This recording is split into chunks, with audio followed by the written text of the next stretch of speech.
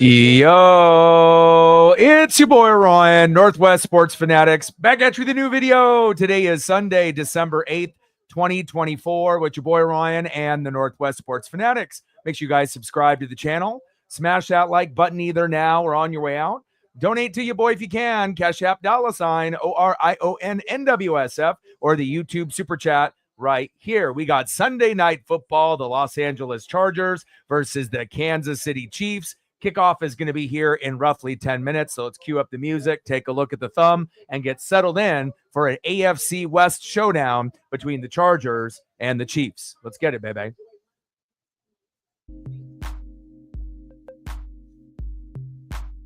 And on the thumb on the left, we got my boy J Herb, Justin Herbert, go Ducks. And on the right, Patrick the Clone Mahomes for the Kansas City Chiefs. Let's go, baby. Megan in the building, what's good? Sarah in the building, what's good? Austin in the building, what's good? Daniel in the building, what's good? Pretty wild day, in fantasy and in the games in general. A lot of high-scoring affairs, and I'm not really sure if we anticipated it being such a wild, crazy day, not only in fantasy, but just in the scores alone. Let's go over some of the scores that have happened here today. So let's start it off with that last game that just got over with the Rams winning 44-42. Going into the matchup, I told everyone I felt that could be a trap game for the Bills. It was. Just like this is a trap game for the Kansas City Chiefs.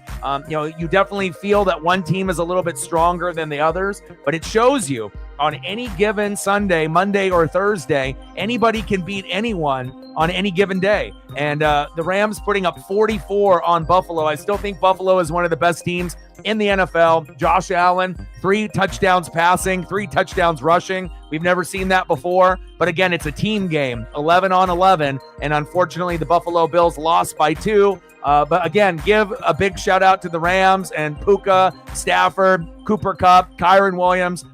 They did enough to be able to get that victory, obviously just a few minutes ago. San Francisco 49ers winning 38-13 over the Bears. Caleb Williams, continuing to struggle. And again, the Niners needed to find a weak opponent to be able to get back in the win column. They found it with a big 38-13 win.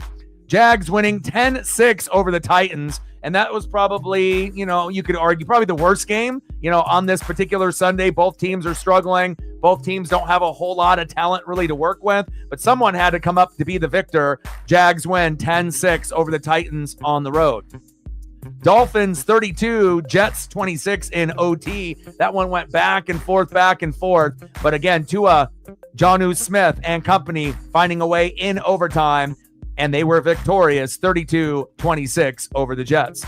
Vikings 42, Falcons 21. We've seen the good, the bad, and the ugly out of Sam Darnold, but today, Sam Darnold, 5 touchdown passes. I don't know if anyone anticipated that. And Kirk Cousins, still no touchdown passes in 3 to 4 games. At some point, you're going to have to make the switch to Michael Penix Jr., or the Tampa Bay Buccaneers are going to run away with the NFC South. Saints 14, Giants 11. You would think with the Saints talent level that they would be able to win by more than 3. But again, a dub is a dub. A victory is a victory. 14-11 final. Saints beating the Giants on the road. And another trap game for the Philadelphia Eagles playing the Carolina Panthers. And again, just because a team only has 2 to 3 wins doesn't mean that they can give you a hard time throughout the matchup. And if you saw any of that Philadelphia matchup, the Panthers were giving it to them for a good 3 quarters, but just couldn't find the end zone in the 4th, and they barely lost 22-16. But shout out to Philly to find a way to grind out a victory against a bad team. Good teams find a way to win. Bad teams find a way to lose. But shout out to Philadelphia from creeping that one out. Steelers 27, Browns 14. Dangerous Russell Wilson winning again. And again, this might be the 3rd most dangerous team in the AFC with the Chiefs and the Bills. They got TJ Watt on that opposite side, but Russell Wilson's playing very, very well. Famous Jameis. Hey, you know what you're going to get with him. He's going to make some good plays, but he's going to have mistakes. Steelers win 27-14 at home. Tampa Bay Buccaneers 28, Raiders 13. Unfortunately, Aiden O'Connell looks like he might have broken his leg, but we found a way to be able to get past, that injury, obviously with the Raiders, even though Baker didn't look that great. for a few quarters, but, when it came down to it, we found a way to get the victory, 28-13, and we are first place in the NFC South. Let's keep it moving. And then the Seahawks 30, Cardinals 18, another team at the top of their division. That's 4 straight for the Hawks. And again, it's going to come down to the Hawks or the Rams, whoever wins the division. You might see both of those teams possibly in the playoffs. And again, Seattle, it shows you how important defense is. And the secondary has been playing well. The defense has been playing well. And again, a nice victory for the Hawks, 30-18, 4 in a row. Seattle, keep it going. And then obviously on Thursday night, we had that epic showdown of the NFC North foes, with the Lions winning 34-31. And then tomorrow, we're going to end up having the Bengals and the Cowboys. Let's go, baby. I am ready. Let's get it. And hopefully this will end up being a competitive game. No Ladd McConkey, though, which is a little unfortunate. And that's the, Chargers' best wide receiver. So we would assume that the Chiefs are going to end up winning this game by some, margin, regardless if the referees get involved or not. But you never know. We've had a couple close calls, like in that Eagles game against the Panthers, as well as the Rams and the Bills, but they had 2 different outcomes. The Eagles ended up winning their game. The Buffalo Bills did not. What are we going to get here tonight with these 2 foes? Again, this is, I don't want to really say it's a must-win game for the Chargers, but it kind of feels like it. And with the Chiefs, they don't need to win this game. But again, obviously being at home, they're going to do everything in their power to try to get that 1 seed. And obviously having Buffalo drop another game and going down to 10-3, you want to make sure that you get first place in the AFC. So that way they have to come to you at Arrowhead, not you going to Buffalo or Pittsburgh in the playoffs. So we'll see where it goes, obviously, here tonight, but hopefully Justin Herbert and the defense can step up to make this game somewhat, watchable, which I think it will be. But again, the Chargers are going to have to get a lot out of that defense and special teams. They may need a pick six, a fumble, a punch out, maybe a punt return or kick return for a touchdown. The Chargers are going to need something extra, more than likely, to be able to keep it close with the Chiefs. And if they don't get those plays, it's very possible that the Chiefs end up winning this game by 7 points or more, even though most of their victories have been 7 points or less. Let's go, baby. I am ready.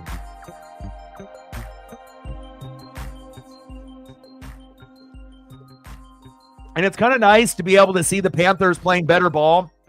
For the majority of the season, they look like maybe the worst team in the NFL. But as you're starting to see some of the other, teams play late in the year, the Panthers are getting better as the year is going on. And you're starting to see some other teams kind of getting worse. Like it looks like the Chicago Bears have been getting worse, in the last month. The Giants have been getting worse. Panthers have been getting better. So again, the Jags obviously are not really looking that great, even though they got a victory today. The Titans don't look very good either. So again, you're getting to a point where teams are going to start tanking without saying that they're tanking, And again, if you see the Jags and the Titans with a 10-6 score and the Saints with a 14-11 score, kind of makes you wonder, obviously the draft position is going to be very key. Because, again, you're going to have guys at the top of the board that can make a big impact with a lot of roster space, like Travis Hunter on the Colorado Buffaloes. You put Travis Hunter at corner or wide receiver, I guarantee, those teams that we just mentioned would love to have a player like that. The Jags, right? The Titans, the Saints, the Giants, the Panthers, they would love to get a player like that, but as well as the Chicago Bears. But, again, I don't really feel the tanking has been more, noticeable, because normally when we get towards like the last month of the season, you can kind of tell who's tanking and who's not. But again, injuries have hit quite a few teams at quarterback and at some skill position players as well. So we're going to kind of see how it all plays out here in December. But again, I am ready for this one here tonight between the Chargers and the Chiefs. Like, sub, donate, comment, share. If you haven't smashed that like button yet, please do. We're going to be shooting for 20 likes within the first hour and a half. 30 to 50 if we get more volume, and then obviously 100 in the donos on every single stream. Let's go, baby.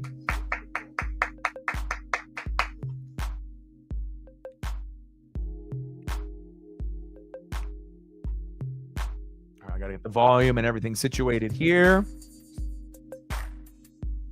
Life is really what it is. Life, being a Chiefs fan. You could And let me take a look at the standings here with everything being updated.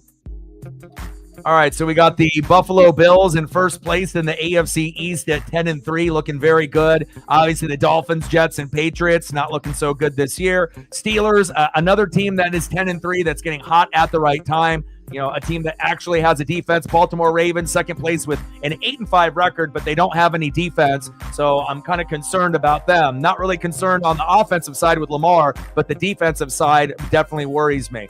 Houston Texans on the top of the division at 8-5. Colts sitting there in second place at 6-7. AFC West, Chiefs 11-1, Chargers 8-4, Broncos 8-5. It feels like you're going to get three teams in the AFC West that more than likely will make the playoffs.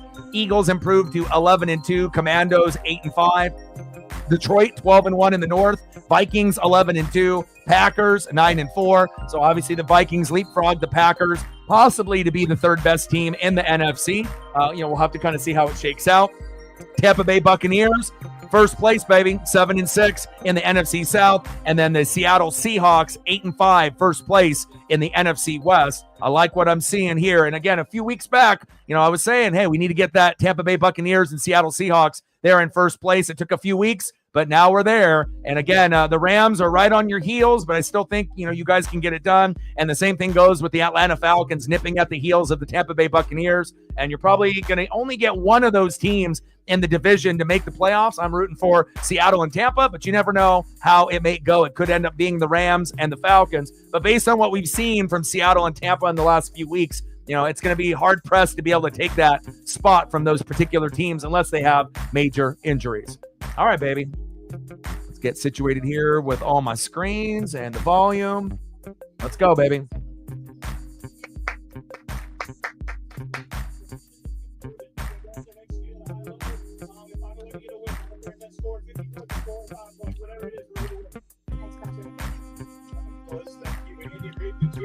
The playoffs, they win the West for a ninth straight year with a win tonight.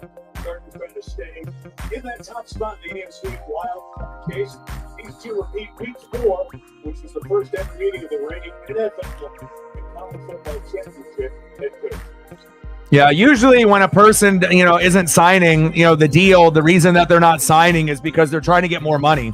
Obviously, if he knows that there's going to be teams that are going to offer, 600, 700 million, of course, he's going to press the issue with his agent and see if anyone else is going to be offering anything higher. If someone is insane enough to give $700 million to Soto, then there's probably someone insane enough to give him 750 or 800. So, and they don't have to give it obviously all at one time. They can spread it out over like 10 to 15 years. They can even spread it out to after when the player is done playing, and they can give them money every single year after they're retired. So, you never know how they're going to front load or back load the contract. So I'm not too sure if he's going to go back to the Yankees because I think other teams have more money, but you never know. It might come down to the highest bidder. He's already won a championship, so I don't think that's really a priority for him. It may just, trying to get paid and trying to go to a good team instead of trying to get paid and going to a shitty team. Because you can be rich, but if you're losing every night while you dress up for that team, that can wear on you. And I imagine that's going to be a factor for Soto. He might have to take a little bit less and go to a good team unless he just wants to take a lot of money and go to a shitty team. But I don't know if I really see that happening. All right, here we go, baby. First down and 10. Shotgun set for Mahomes. Handoff right up the gut to Pacheco. 3-yard gain. Second down and 7 on the KC 40. Go Kraken. Defend the deep. Release the Kraken. Let's go.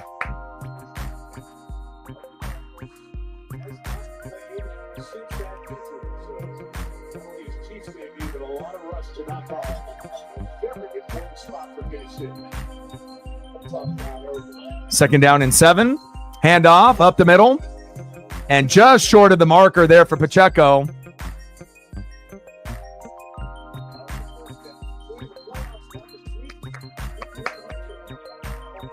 Yeah. Good that they didn't have Bama in there. That was the right call, especially with 3 losses. So everything kind of played out the way that most of us thought it would. But you never know with the college football committee. They love, the tradition, with certain schools. But it's not like Saban is still there. But they wouldn't have 3 losses more than likely if Saban was. So first down, Chiefs. Pacheco with that first down. Kareem Hunt definitely held it down for them, for the time being. But great to see Pacheco back, regardless if you are a Chief fan or a Pacheco fan in general. Definitely, gives them another dynamic and also gives them an additional weapon for Patrick Mahomes to be able to, have in that particular offense.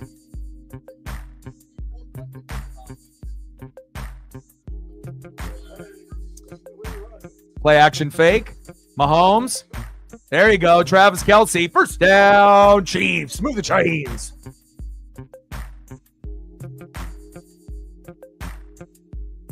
Good start here at Arrowhead for Mahomes and the Kansas City Chiefs. And that Buffalo Bill loss was really, really detrimental, to their chances because, again, they needed to get that dub if they thought they were going to have a chance to catch Kansas City for that 1 spot. So it feels like if Buffalo or Pittsburgh is going to make the Super Bowl, they're going to have to go on the road more than likely to Arrowhead to do it, and that's going to be a very difficult task. We know how good Kansas City is at home. They're one of the best teams in the NFL in their own stadium.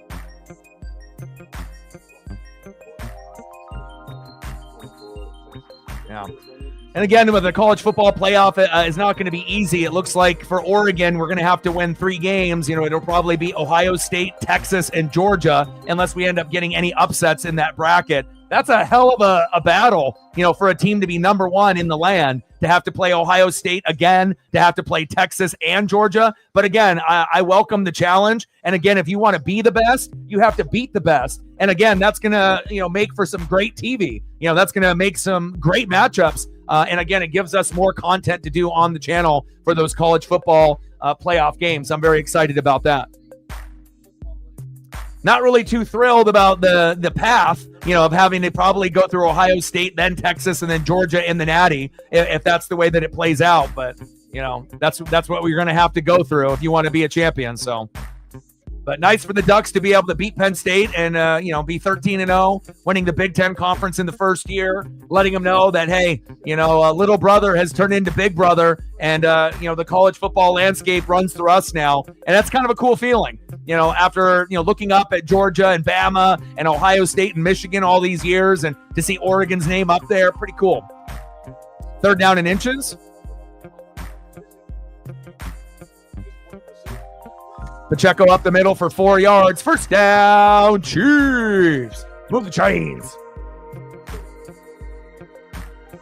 Yeah, I would assume Penn State will win, and then that Indiana Notre Dame is intriguing, but I would assume Notre Dame will beat them. Notre Dame looks like the stronger team out of the 2. I mean, if you're looking at the brackets, there definitely is a stronger team out of the 2, like Ohio State, Tennessee. Like, is it possible that the lower team wins? Of course, there's always a chance, right, that the lower team ends up winning, but they're going to have to play a hell of a game, or there's going to have to be injuries to the good team for the lower team to win. First down and 10. Mahomes. Oh, down the sideline. Off one hand to Travis Kelce. Incomplete. Yeah, but do you honestly think if you were going to put money on Tennessee, Ohio State, would you put money on Tennessee? And the answer is no, you wouldn't. We think that Ohio State's quarterback is mid, but with those running backs, wide receivers, and defensive players that are going to be going to the NFL, yeah, Tennessee is good, but they're not on the Ohio State level. The Big Ten is the strongest conference for a reason, and just because we beat them by 1 point and they didn't make the Big Ten championship because they lost to Michigan doesn't mean that they're not a good team. They definitely are still solid. Pass incomplete to Kupp. 3rd down and 10. Steele in the building. What's good? Thank you, man. Feels really, really good, to have that. But the mission isn't over. Again, with the playoff being released this morning, it looks like we're going to have to go through Ohio State, Texas, and then possibly Georgia in the Natty if we face off against the best teams in the bracket and those teams win. That's a hell of a way to be able to become a champion, but I wouldn't want it any other way. I want to play the best of the best. Mahomes stepping up in the pocket. And he gets crunched from the front and the back like an Oreo cookie sandwich. And he goes down. Field goal attempt is up. And good. 3-0 Chiefs.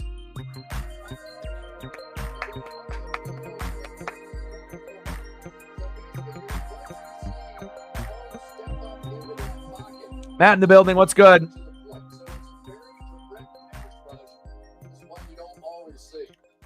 Yeah, and with Castillo, if someone wants to get him off of our hands, it's not really going to kill us. He's been getting progressively worse every year that he's been on the team since we made the playoffs. So again, if his stat line was getting better or the same, I would say no way in hell get rid of him. But again, he used to be the number one guy in our rotation. Now he's like literally number 5.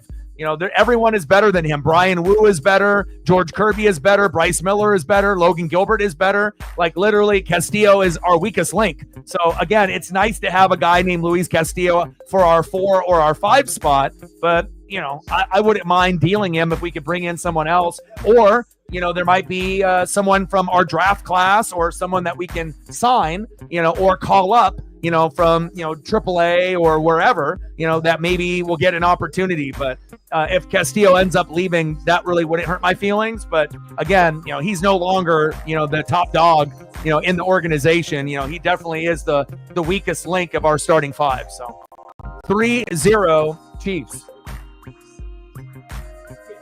Like, sub, donate, comment, share. If you haven't smashed that like button yet, please do. Help your boy out. We had a good results, obviously, there with the Penn State Nittany Lions and the Oregon Ducks yesterday, almost 7,000 views. And again, we've been raking in some really good views with the Mariners this year, as well as the Oregon Ducks. And if we continue to have that kind of success with those 2 teams that I am known to stream for, this channel will continually get better and better, bigger and bigger. And hopefully we can have some good success with the Seattle Mariners making a deep run in the playoffs sooner than later. And as far as the Oregon Ducks are concerned, my dreams are slowly but surely coming true. But again, winning the Big Ten, right? And, being undefeated, that's the first, step. But we still got, 3 games to go. And again, the 3 games aren't going to be easy. Ohio State, more than likely, then Texas, which might be the hardest matchup out of them all. And then, playing Georgia. And obviously we know with Ohio State and Georgia, their quarterbacks are mid, right? And Quinn Ewers is obviously the best quarterback out of those 3 teams. But again, one thing that those 3 teams have in common with Oregon is they all have defense. Ohio State has mad defense.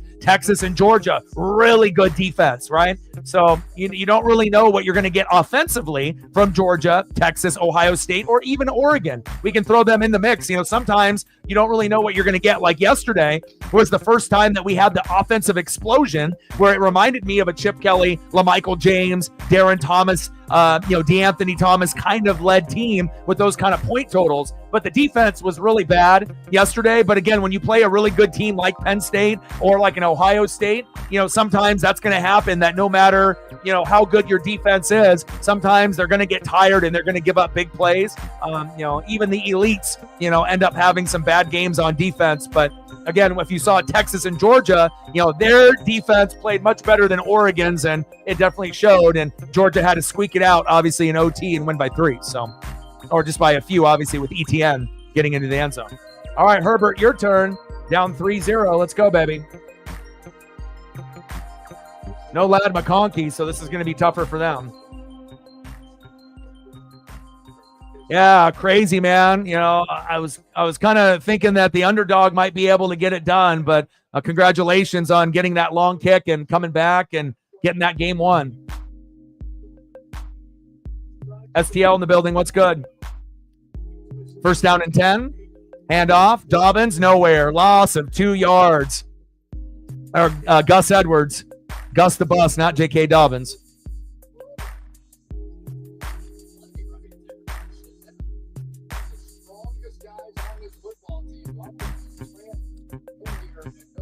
But not every game is going to go like we think, and even though the defense, ended up having some bad, out of position plays, at the end of the day, the defense is really what got us the win, where we almost got that pick 6, ended up getting it down to the 1, and then that crucial interception late in the game, 1-on-1 on the sideline. If that doesn't happen, maybe we don't win.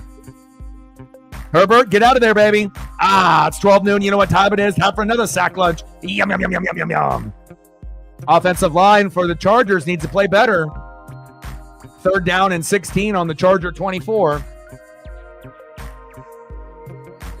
Nice. Make that paper, bro. Yeah, I ended up watching a replay of SmackDown early this morning. And SmackDown is putting on a good show. It's just as good as Raw. I was very entertained throughout the whole thing, and I saw that she was wearing her Minnesota Viking themed gear, being from Minnesota. But again, Raw and SmackDown are must-see TV. They've been very good lately. 3rd down and long, shotgun set. Herbert, plenty of time. Ooh! Big hit. And there's a flag for maybe targeting. 1st down, Chargers. Quentin Johnson with the catch. I don't know how he hung on to that football, but that looked like a targeting. We'll see what the flag call is. A necessary roughness for sure. Yep. Automatic 1st down. Yes. Yeah. And shout out to the Steelers, man. Like I said, I feel right now for sure, you guys are the top 3 team. It's you guys, the Bills, and the Chiefs, and anything could happen, And then obviously on the NFC, you got the Lions and the Eagles, right? And those are like the top dogs, and obviously Minnesota Vikings, but I'm not sure if we trust the Vikings as much as we do as the Lions and the Eagles. But record-wise, the Vikings have leapfrogged the Packers now for possibly being the 3rd best team, and it's really because of their defense, for the most part, has been very good. And every once in a while, a guy named Sam Darnold will throw for 5 touchdown passes. So, but shout out to the Steelers, man. Like I said, you guys truly do have a chance. You have a better chance as possibly the 3rd best team, in the AFC to make it. Because it could be, most likely it will be the Chiefs, but if it's not them, obviously Bills and Steelers would be the teams that you would assume that would be in the Super Bowl on the AFC side. And then really, I can only see the Lions or the Eagles. I don't really see any other team, Seattle, the Rams, Atlanta, Tampa Bay, Minnesota, Green Bay, Washington Commandos. I don't see any of those teams being good enough to make the Super Bowl besides the Lions and the Eagles. I feel like the other teams could be playoff teams, and they might even be able to win a game or two, but it just seems like the power rankings, just based on, feel, that those 2 teams are a lot better than everyone else in the NFC, but anyone can beat anyone, as we know. And then obviously Steelers are right there with Buffalo and Kansas City as, a 2nd or 3rd best team. So good luck the rest of the way. A little flea flicker. Herbert going long, going deep. Oh, just out of reach. Incomplete. They're going to Johnston a lot now because they don't have Ladd McConkey. Yeah, Nakamura as a heel with that new entrance where they kind of have more of the Asian ninja feel with the little mask. It's a little bit darker. It's his theme song, but it's kind of quieted down. He comes into the ring kind of like an assassin, like a ninja. I like the move. And obviously they have the little rivalry with LA Knight. Yeah, pretty cool. But I definitely enjoyed watching SmackDown, even though it was on a couple days ago this morning, and me and Paisley were loving it. 2nd down and 20. Herbert. Disley, and there's a flag on the play. Ineligible downfield.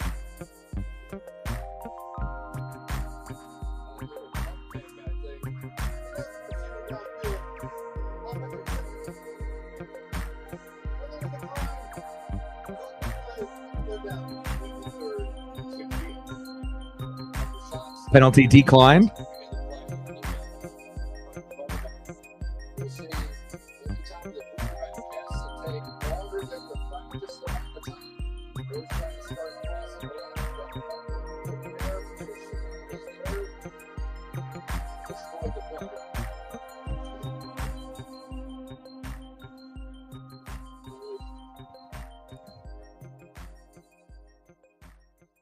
Shotgun set.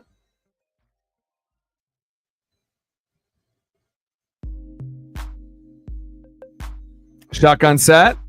Herbert scrambles. Trying to get to the marker, but the Chiefs get the angle. Gain of about 7 yards. 4th down and 9 on the KC 39. Yeah, I hope so too, man. I'm trying to, I know that this team, the defense is not good this year. And normally Tampa is known for being a good defensive team. So it kind of stinks that, Oregon, the other favorite team of mine, has the defense, and then Tampa's defense kind of disappeared. But again, if anyone needs the defense this year, it's definitely Oregon if they're going to try to win it all. So, sometimes, defenses come and go, but I know Tampa's defense will get better next year and the year after. But again, just finding a way to win even against a bad team like the Raiders. Anybody can beat anyone on any given day. And it did look a little shaky watching the game this morning, but they got enough to be able to get the victory. All right, Chiefs, your turn.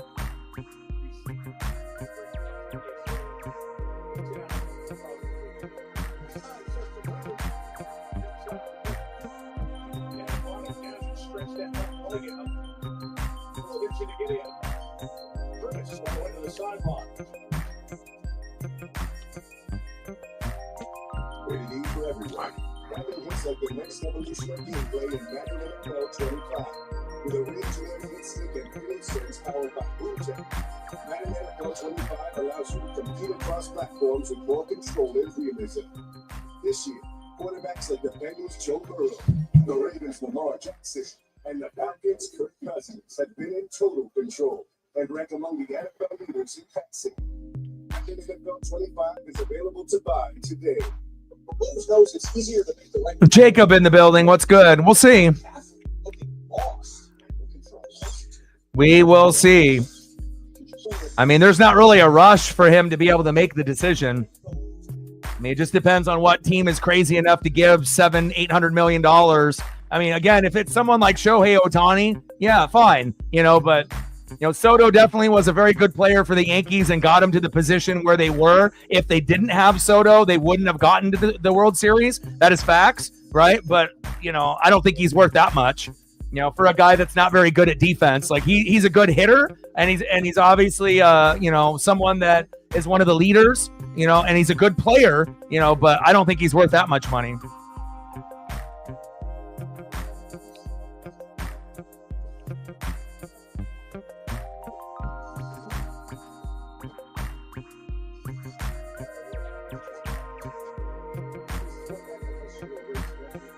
Yeah, things are good. I mean, how can we be in a bad mood, with Oregon winning the Big Ten in the first year last night? I mean, we got any Oregon Duck fan, I always wear my Duck gear when I go walk in the neighborhood. I got these, player issued Duck sweats. I usually got the hoodie and whatnot. And, usually me and Paisley are walking around the neighborhood, and there's a few, Duck fans sprinkled around in the neighborhood. And every once in a while you'll hear a little "Go Ducks," and whatnot, or like if I'm at the grocery store, or, if I'm walking around in the neighborhood. But definitely it was a good victory walk last night. And, it was a little stressful, but again, it's not going to be easy, whoever comes out on top. And again, it's just going to make it that much more exciting for college football and putting college football on the map. And again, this is going to be the first year of the college football playoff system. And again, it's going to give other teams at least a chance or a feeling that maybe they could be a champion as long as they end up getting to the playoff. First down and 10. Handoff right up the gut. But realistically, out of the 12 teams that are in the college football playoff, there's probably only like 5 that could actually win it all. I think we could be, it's pretty fair to say, there's quite a few teams that are going to be there, but there's only a few teams that I think we feel that are good enough offensively, defensively, coaching wise, that would be able to go all the way.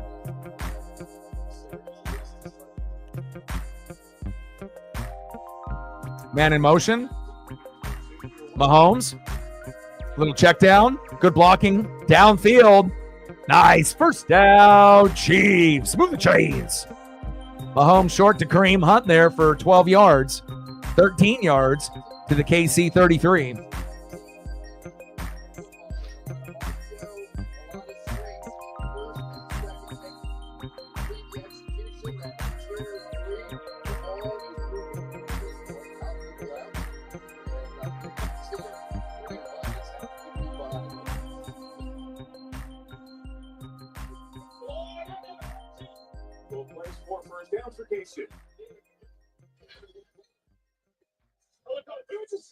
Mahomes, little screen pass. DeAndre Hopkins, the big body wide receiver, short game. 6-yard gain, 2nd down and 4 on the KC 39. Hopkins being traded with Tennessee. He's come in here and given Patrick Mahomes another option to that pass game. Take care. And of course, losing Rashee Rice and losing Hollywood Brown has had a major impact on this offense. But now with Hollywood Brown coming back and getting a good deal. Mahomes, little play action fake. Got plenty of time back there. Pressure coming. Pass incomplete.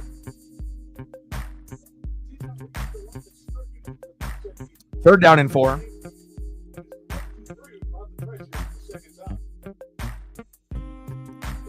Yeah, but realistically, I mean, if everything goes the way that I feel that it will go, again, Oregon will have to play Ohio State, then they'll have to play Texas, then they'll have to play Georgia in the Natty. If it all plays out as if the best teams in those matchups end up winning. And that's a hell of a run that we would have to make. But again, I wouldn't want it any other way. Plus, I would want to get a little bit of payback, on Georgia, Pass incomplete.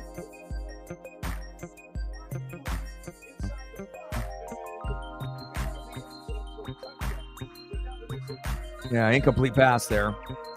Charger players getting a little ahead of themselves.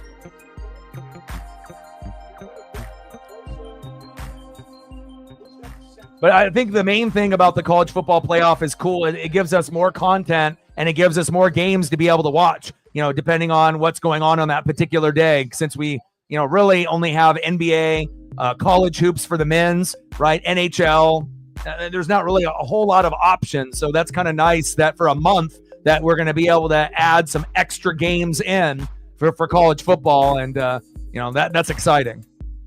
And again, all the matchups are pretty good. It's not like there's anything that's going to be bad. And it's like, if you're not familiar with some of the teams, nice special teams play by the Chiefs. It'll give you an opportunity to see some of these other teams that aren't as maybe well known. And then I'll be able to cover them and we'll be able to discuss them and, see if we can get any upsets. And you have to assume there's going to be at least one, upset in the college football playoff. I don't think that you're going to get a bunch, but you assume there's going to be at least one or two. But who will that be? We don't know yet. 3-0 Chiefs. All right, Chargers, your turn. Like, sub, donate, comment, share. If you haven't smashed that like button yet, please do. Try to get us to 20 within the first hour and a half. And obviously, we're going to be working on that dono train, and we'll see if the first person will be able to help us out so that way we can get to our goal.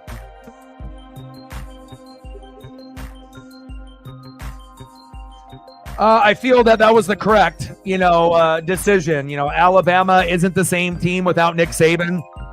They ended up having a good win against Georgia earlier in the year, but a couple bad losses. So I feel that was the correct move to make. Alabama obviously is more popular, but they're not the same type of team in years past. So 3-loss team compared to a team that's got only 1 or 2. Yeah, definitely SMU and as well as Clemson, right? Your team are more deserving than Alabama. So I think that they got it right. But again, I think a lot of people were a little nervous with the committee on what they were going to do. But since SMU and Clemson went down to the wire, you can't penalize a team, for losing with a, long game-winning field goal by Clemson. So I think that they did get it correct. And, we'll see what happens when we end up getting to the college football playoff. So.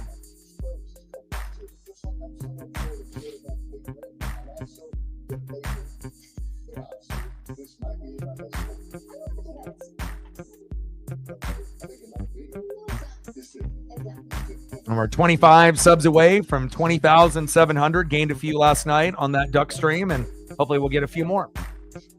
And then tomorrow we're going to go and do the Bengals and the Cowboys. Don't really know what we're going to necessarily get out of that particular matchup. I'll probably turn on the alternate broadcast, and I'll have the regular broadcast up as well, since they're going to be doing that Simpsons broadcast on the Disney Plus. But I'm not sure if I'm going to want to call the game from the Disney Plus broadcast, because I don't really, obviously it's supposed to be synced up with the game, but I just don't know, the animations and how it's all going to look. I assume it's going to be a pretty cool thing that they're going to do, geared really more towards kids rather than adults. But if you are a Simpsons fan, I know people are going to try to check that out. It's either going to be really, really good or it's going to be really, really bad. I'm kind of leaning that it's going to be probably pretty good, but I'm not sure if I can actually do a stream off that particular alternate stream. Probably have to just actually watch the game. But I will have that on a separate screen more than likely just to kind of see how it goes. All right, Herbert, you're back in your own end zone.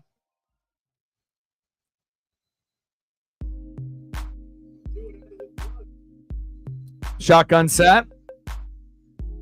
Little play action fake. Floater down the sideline. Incomplete. Pass incomplete to Johnston. 2nd down and 10 on the Chargers 2.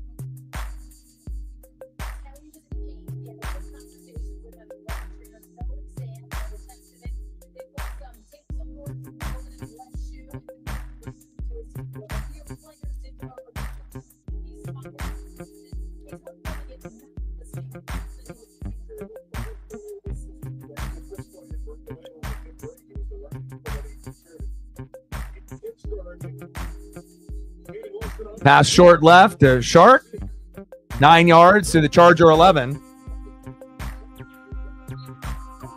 Close to the first down marker. Looks like 3rd down and 1. They got to be able to get consecutive first downs here.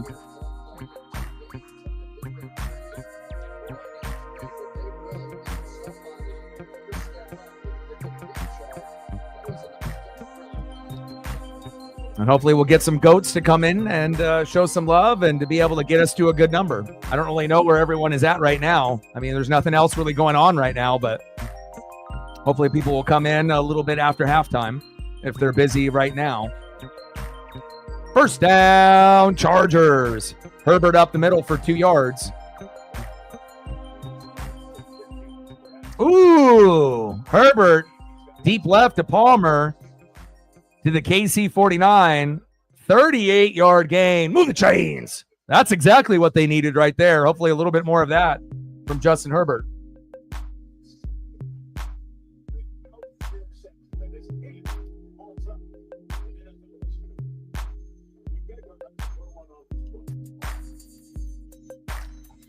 Nice throw by Herbert, launching it. Nice catch by Palmer there. Move the chains. Yeah. But again, Bama, fans are, they're just mad in general, that Saban isn't out there. And, again, you have the luxury of having like the best coach in college football for years and years and years with all of those recruits. And you had more NFL players than everyone else. And then as soon as he left, things change. You're not going to be the powerhouse team anymore, And even though DeBoer had a good season with the Huskies, he's nowhere near on the same level as a Saban. So, they can bitch and moan and complain all they want, but, again, greatness isn't going to last forever. Even with the New England Patriots and their dynasty, they had a great dynasty for 20 years, but as soon as Belichick left, it's not like they're still winning games, so you just have to appreciate the greatness while it's there and realize that, it's not going to be forever,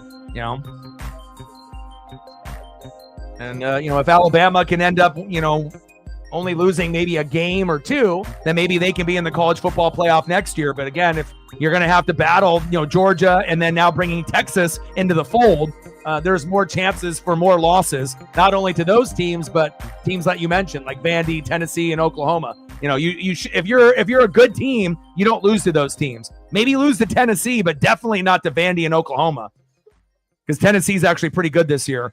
Fumble. Who got the fall? Okay, they say he was down. Loss of 3. 3rd down and 10.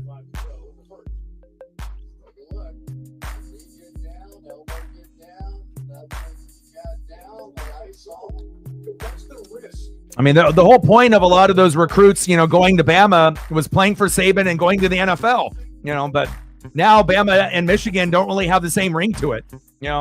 Again, people are going to, maybe flip and go to Oregon or Texas instead, or Georgia or Ohio State, but Texas and Oregon are definitely looking like the new Michigan and Alabama, deservedly so, right?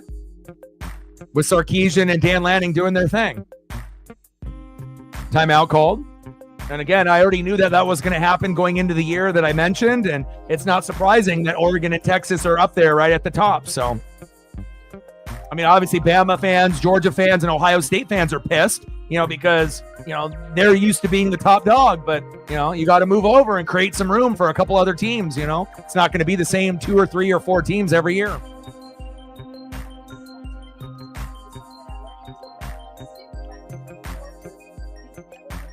3rd down and 10 on the KC 49.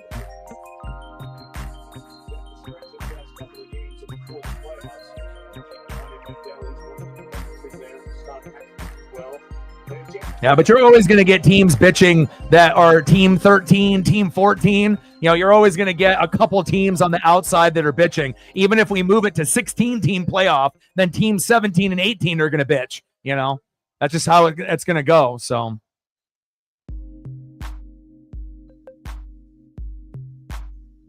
shotgun set. Herbert. Ragor. And that is short of the first down. 4-yard gain to the KC 45.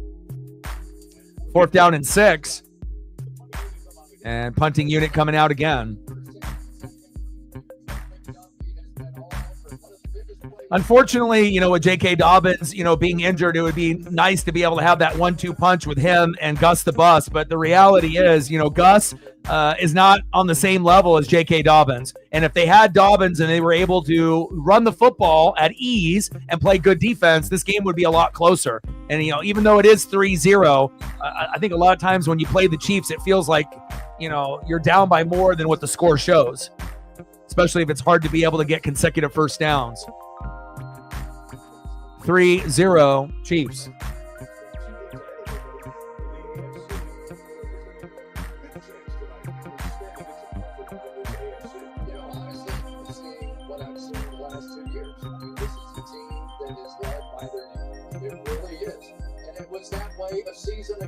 But the dream of having the Lions and the Bills play each other, you know, we may end up getting the default matchup of the Eagles and the Chiefs again. You know, because again, it's going to be about defense and who's going to be hot and healthy at the right time. You know, and injuries, obviously, to the Detroit defense and kind of that aggressive play by Dan Lanning might come back to bite them, possibly. And obviously with Buffalo, they don't really got a defense. You know, Josh Allen is fantastic, you know, but again, it shows you it's like even when he throws for 3 and runs in for 3, which no one's ever done before, they still couldn't win the game. So, but at the end of the day, you know, again, there's about 5 teams that could end up being there. Steelers, Bills, Chiefs, Eagles, Lions. It's just a matter of who's going to be the matchup that we get in the Super Bowl this year.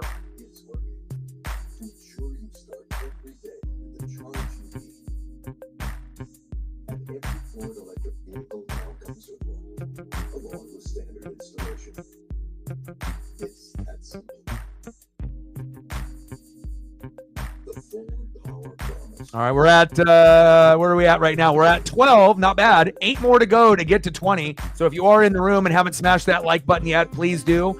Do your boy a solid so that way we can get a little bit closer to that number. 8 more to go to get to 20, and we're still looking for our first dono on our dono train.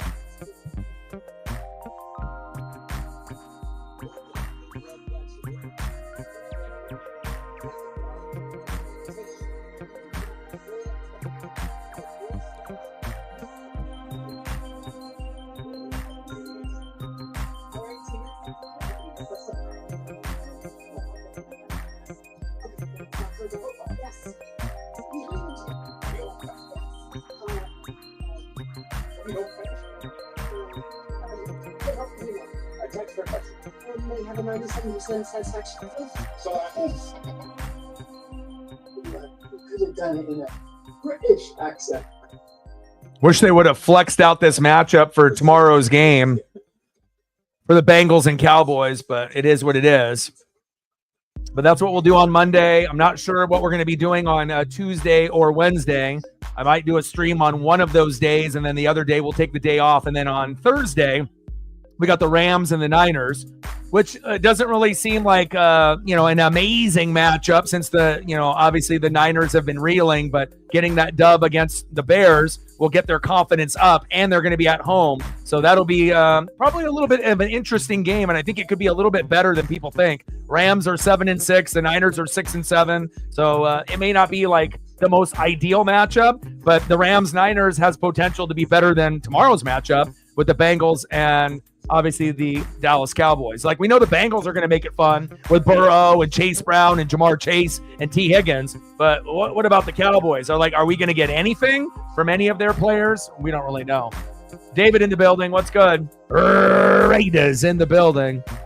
What's good, brother?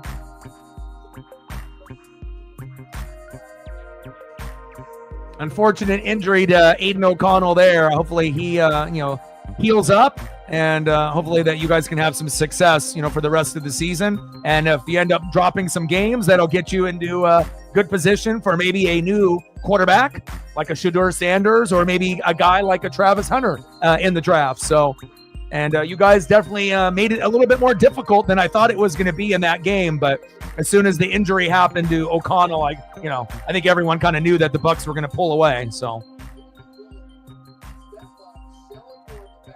3-0 Kansas City.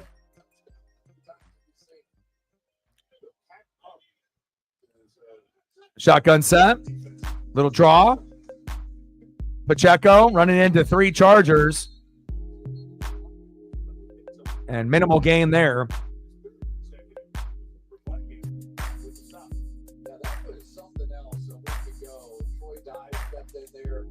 AM in the building. What's good, brother?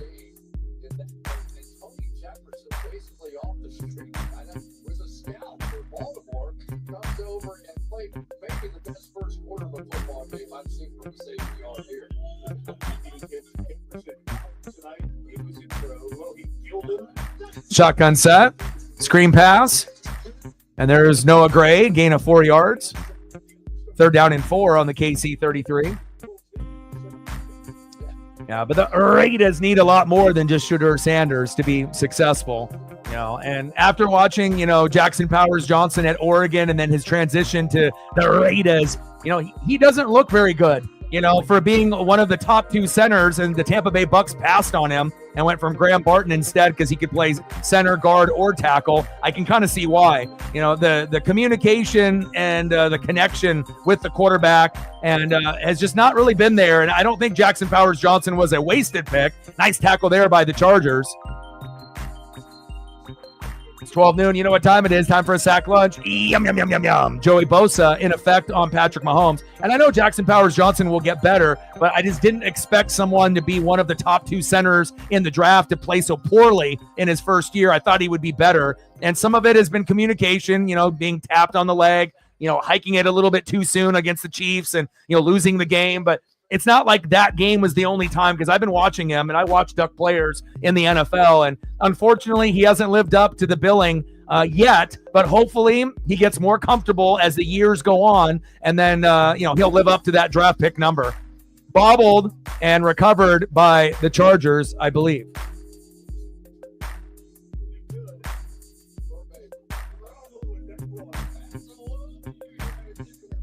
Yeah, well, again, Georgia fans and Ohio State fans and Bama fans and Michigan fans, just a bunch of fans that have traditionally been really good. Again, they're in a position right now, right, where they don't watch Oregon. They're jealous. And again, Oregon and Texas have taken the reins. Bama lost Saban. Michigan lost Harbaugh. You knew Georgia was still going to be good, right? You knew Ohio State was still going to be good, but 2 teams fall down, 2 teams go up. And it just so happens that Oregon and Texas are up there at the top, and it's nice to be able to see. But again, anyone that says stuff like that, obviously hasn't seen the teams that we played. They don't know the schedule. They haven't gone through the rankings throughout the year. Georgia and Oregon, up to just a couple weeks ago, had the most top 25 wins with 3 each. There was some teams that were going to be maybe in the college football playoff that had none. So again, you can still be a famous, popular college, but at the end of the day, it's all about your resume, and who you play. And obviously, if you're playing in a weak conference, it's hard to be able to, get voters to vote for you. If you're in like the ACC or if you're in the Big 12, obviously Pac-12 is little brother now, since obviously Washington, Oregon, USC, and UCLA are in the Big 10. So, it's just how it goes. Jealousy is a bitch, and that's just, the landscape of college football has changed, and it not only has changed for the better for Texas and Oregon, but again, it gives, 12 teams a chance to, have a dream come true. instead of it just being Georgia, Bama, Ohio State, Michigan, and everyone else is fucked, and everyone else, has a couple NFL prospects, and then Ohio State, Michigan, Georgia, Bama have like 50. It's hard to be able to win a championship when one team's got 50 fucking NFL players that are going to go into the NFL over a 3 to 4 year period, and then the team that they play, ends up, having maybe 5 that are going to go in the NFL over a couple years. I mean, it's not really fair. The NIL and the recruiting and obviously now with NIL deals and no loyalty and people transferring in the portal. Now there's no real loyalty, for coaches or players, unless you're Dan Lanning so far for Oregon for the loyalty part, and that's just how it goes. You might not have a quarterback one year and you can get one the next year. So it just evens the playing field. And I think that's what makes, fans mad that are Ohio State, Michigan, Georgia, Bama, because for a good 10 years, it was just those 4 teams and everyone else was fucked unless you were LSU or Clemson with Trevor Lawrence or Joe Burrow. If you were one of those 2 extra teams, then you had success. But it's not like, those teams have success every year. Like Clemson had a couple years, right? LSU had that 1 year, and here and there, they'll be decent, but with 100 college football teams in Division I, to only have like 4 that could actually win it all is ridiculous. Now, it feels like it might still only be 4 or 5 that could actually win it all, but at least it gives those other teams in the playoffs to have an upset. We're the only sport in football where it's just best of 1 game. There is not best of 7 in the NBA, MLB, and NHL. You fuck up for 1 quarter, that might be the season for you. So pressure is on, and I know the Oregon Ducks are up for the challenge. 2nd down and 9. Herbert going deep. Got a man. Oh, he's wide open. Fuck. Palmer, Joshua, wide open, incomplete. And that could have took the lead there. Just a little bit too much air under that throw. Unbelievable.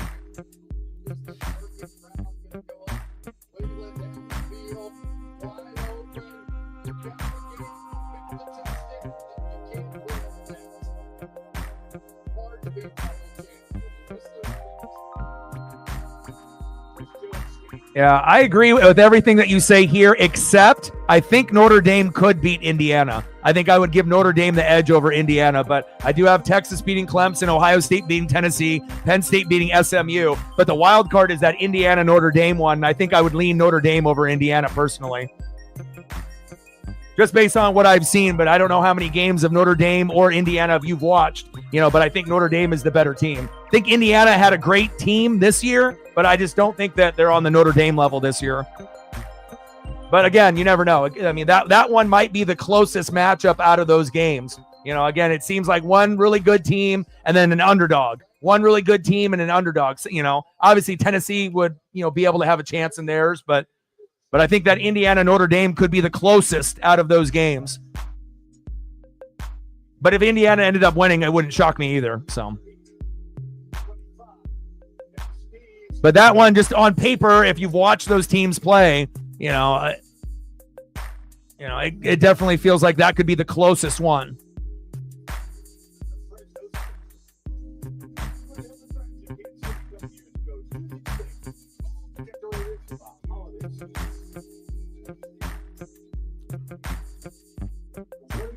Was an iconic year. 3-0 Chiefs.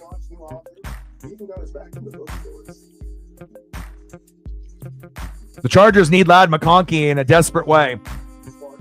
And it also shows you it's like they need J.K. Dobbins there too. So it's like, they've had a pretty good year and the defense has done a pretty good job, but, losing J.K. Dobbins and obviously now with no Ladd McConkey here, it's like, they need better offensive line, better running backs, better wide receivers, and obviously, you could always add some pieces to that defense as well. But again, it's going to be a work in progress, for teams trying to catch up to Kansas City like the Chargers and the Broncos. So.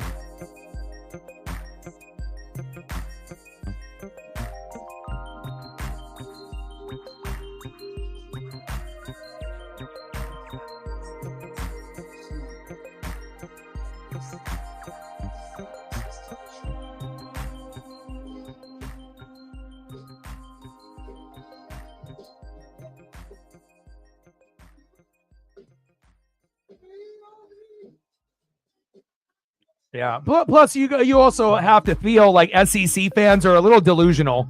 You know, it's like, again, it's like they don't want to admit like the reason that those teams were winning by so much is because of the coaches and the recruiting. You know, it wasn't really a fair shake. Even when it was Georgia, Ohio State, or Alabama, Ohio State might have been the closest thing that we had to beat a powerhouse like Georgia or Bama. But even with them, you know, in past years, they didn't have as much NFL talent as the other two. And a lot of times Ohio State would get killed, you know, either in the, championship game or getting to the championship game. So I just like it that it's a little bit more well-rounded in college football. There's still going to be powerhouse teams, but again, it feels like it's a little bit more even than it's ever been. And then now you add the college football playoff element, where it makes it even more even than it was. Because now you might end up having a bad half by a really good team and then a big upset. So, and all it's going to take is one big upset to shake up the whole tourney. So.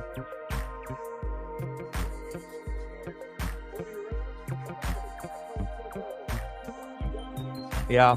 But again, SEC fans will never give any other conference credit. They think that, they're blessed by God as like the best of the best, and it's never going to change, And obviously, they never want to give credit to anybody else, It's just, that's just how they roll, I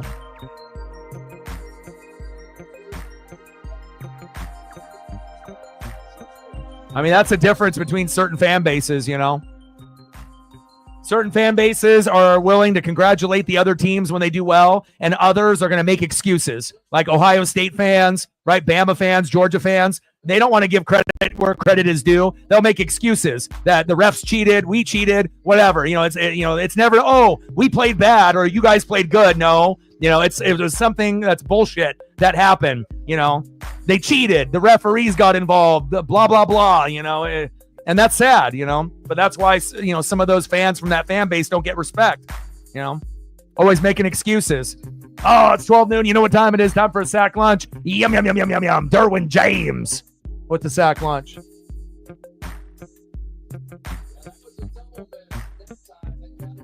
Yeah. I mean, regardless if they run, 4 wide receiver, 1 running back look, or, they do any type of formation, I don't know if there's any scenario I see them beating Penn State. So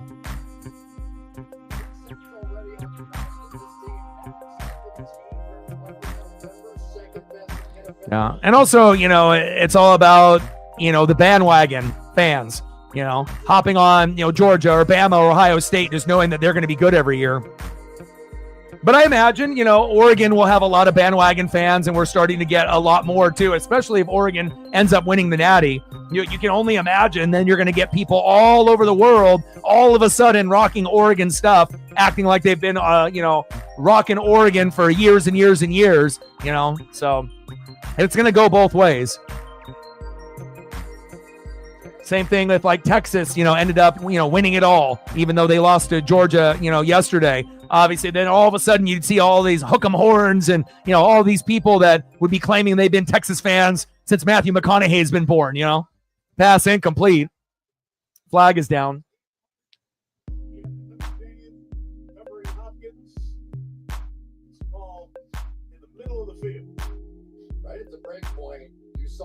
But one thing that is in common, with the, maybe the top 4, right, that could actually win it all, with Georgia, right, Texas, Oregon, and maybe Ohio State as like the wild card number 4.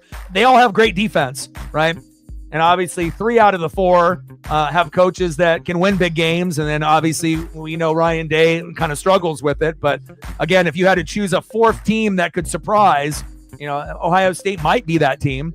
Not necessarily them, but it could be, It's either them or Penn State or maybe Notre Dame as like that wild card team that might be able to do something. But I mean, it kind of feels like it's either going to be Georgia, Texas, or Oregon that's going to win it all. I mean, if you're really looking at the shape of the team and where things are going, but I would be shocked if it's not one of those 3 teams that wins it all. Just like when I mentioned, there's only really 5 teams that I can see in the NFL that can win the Super Bowl this year. The Chiefs, the Bills, the Steelers, the Eagles, and the Lions. No one else has a shot. That's it. Those are the only 5 teams. So, and then Texas, Oregon, Georgia, that's it.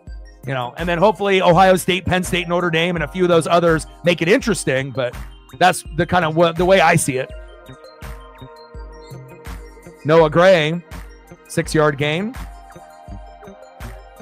Yeah, Big Ten is the best conference in college football, and that's the way it's going to be. You know, SEC had their run, and, you know, they're going to have, you know, Georgia and Bama and Texas, but Bama slides down. And so in reality, they're going to have two teams that are good, Texas and Georgia, every single year, and then everyone else is going to be ass. And then, you know, we're going to have Ohio State, we're going to have Oregon, and then there'll be a surprise team like Indiana once in a while. We'll see how Michigan does. We got Penn State, so it's just about getting those middle and bottom teams better. But the Big Ten is the new super conference.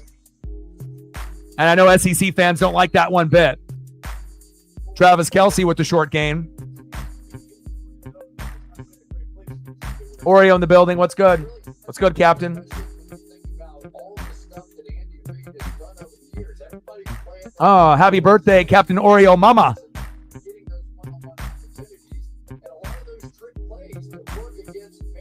Third down and 5. Yeah, but at least if you're a fan of the ACC, at least you're a fan of the team that typically is the best there. You know, it usually comes down to, lately, Florida State, Miami, or Clemson. And Florida State, you know, is kind of good one year, terrible the next, right? But Clemson probably has the most consistency with Dabo. And then obviously Miami had a pretty good year this year, but they didn't play anybody. But Cam Ward made Miami, the U, exciting with Damian Martinez from Oregon State transferring also. Field goal is up and good. 6-0 Chiefs. But at least you get to watch Steele, one of the better teams in your conference that you're a fan of there. It's just that Dabo doesn't recruit the same way that he did, back in that time window. Nice kick by Matthew Wright, 33 yards, and good. 6-0 Kansas City. Yeah. And I'm happy that there's going to be more content, to be able to do on the channel. Because, again, I don't really want to start doing the NBA until next year. Same thing with the NHL. So, and again, it's like I can do college hoops for like Duke here and there and whatnot. But it'll be nice to be able to have, college football playoff from like December 20th until like, January. So that way that we can have like a month of extra content to do. So that way we don't have to do some shitty NBA game or, some suspect college hoops or NHL game that, maybe I don't really want to do. So, but again, we'll see how it all plays out.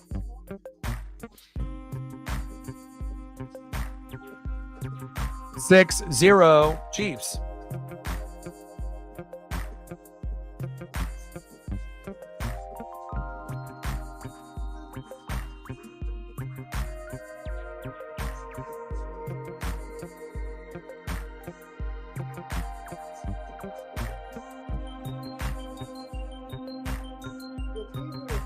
All right, we're at 13. We need 7 more likes to get to 20. If you're in the room and haven't smashed that like button yet, please do. Now we're at 14. Thank you so much. Only 6 more to go to hit the goal. We can do that. And hopefully we'll get a few people to come through after halftime. I don't really know where everyone is. I mean, I know this isn't like the most primetime, matchup, but it's nice to be able to get together for a couple hours in the evening and, talk sports and, whatever's going on in the world and obviously go over this football matchup.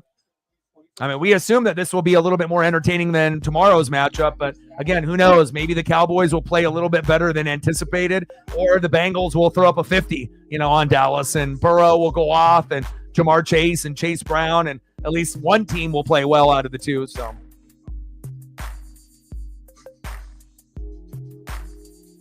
appreciate that, Steele. Yeah, but definitely good to have Alabama not in there, because obviously if Alabama was in there over like SMU, then you could tell that it's it's biased. Just like when we see these referees and the things that we see in the NFL. It's like you're not going to be able to convince anybody that Alabama deserves to be there just because they're Alabama. It's like you got 3 losses, and again, the losses were bad losses too. So. And again, we've seen Jalen Milroe play good at times, but we also seen him play like shit. So, and again, Alabama is a name, and they have a lot of, bandwagon fans, that have been there, with all those NFL players that they got. But again, I don't really see them being the same team ever again. They'll still end up being a decent team, but I don't think that they'll ever win the SEC again. You're not going to see that. It's going to be Georgia or Texas every year. The best that they could hope for is finishing in third. So I think that's pretty fair, because as long as Kirby Smart is there, they're going to recruit NFL bodies more than anybody, right? And then obviously Texas is on the up and up like Oregon. Sarkisian is cooking with recruiting. And again, offense, players like Xavier Worthy with that speed, they're going to be getting a lot of guys like that. They're always going to be able to get the quarterbacks in there with Ewers and Arch Manning. And then they're going to have big boys on defense that are going to want to go to Texas as well. So, for Alabama and Michigan to take a step back, for Texas and Oregon to get in the spotlight, I don't know. I think it's kind of cool. It's about time that we had a couple new teams at the top, trying to compete with Georgia and Ohio State. So, all right, Herbert, come on, baby. The lack of J.K. Dobbins and Ladd McConkey has led this team to a 0, but hopefully they can get on the board before halftime. Yes, Bills-Ram was the highest scoring game of the season. 44-42, combined for 86. Herbert, check down. And a good tackle there by the Chiefs. Yeah, and like I told you before, I felt like the Hawks and the Bucks were going to win their divisions respectively. And, again, I feel that we can end up, going undefeated the rest of the month. And we'll see where you guys go. I think you guys got Green Bay coming up, so that'll be kind of tough. But I still think, it'll come down to you and the Rams. And, I would give you guys the edge. And hopefully we'll have the Hawks and the Bucks in the playoffs. Not that I think that either one of us can really go on a deep run, but, you guys could probably go on a deeper run than us. Our defense is not good, but, getting there is one thing. Herbert? Oh, incomplete. What happened to my hands?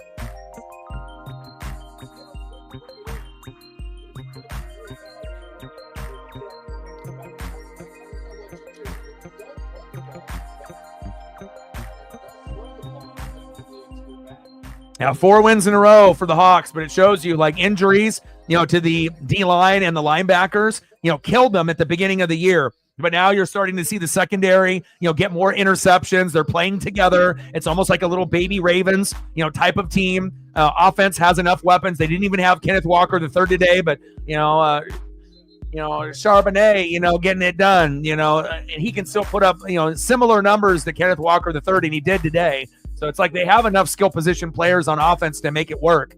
But, if they want to win games, that defense needs to step up, and they definitely did today. 6-0 Chiefs.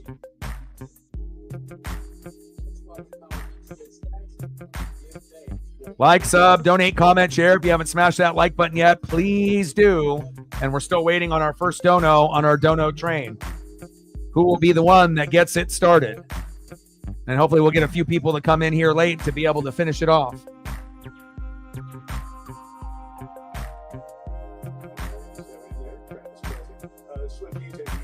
6:20 left in the second quarter.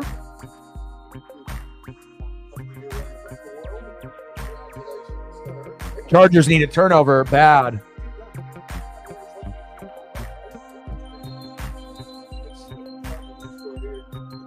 Yeah, and the NFL is always going to be marketed, better than college football, besides this college football playoff and everything. But I think college football has been more exciting than the NFL this year. And again, if the playoff has great success, which I think it will, then you're probably going to get a lot of NFL fans that only watch the NFL start to pay attention to college. And then those people that are watching both, they're going to start to realize, just like in the video games, that the college football game NCAA is better than Madden. It's just faster, funner, a little bit more of the kind of the chemistry and the notoriety, and you get the vibes of the cheerleaders and the band, and it's like you get a little bit more out of college football. Unless you end up having like a top tier matchup, like it's like the Eagles and the Lions, then that's like must see TV, or like the Bills and the Chiefs, right? But if it's just like a random matchup of the NFL, I don't know. College football seems like it's a little bit better.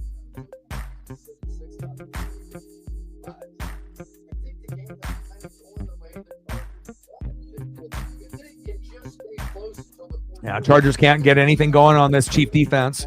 7-6 at this point. I don't think that Harbaugh is completely upset with the way this game started. But at least the Chargers have held to only 2 field goals, so that's a good sign. Tipped and complete. Flag on the play.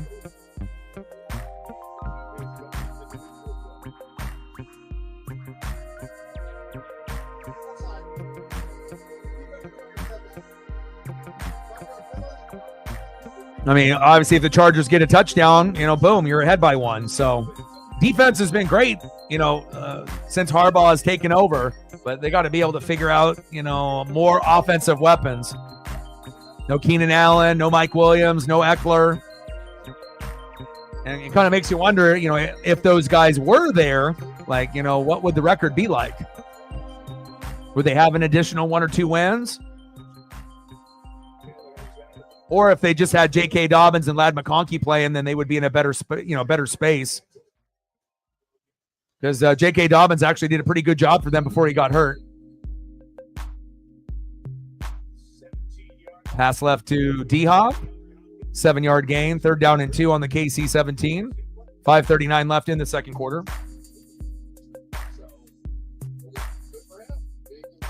Yeah, but again, some games are going to be low scoring in the first half, and then they'll pick it up in the second half.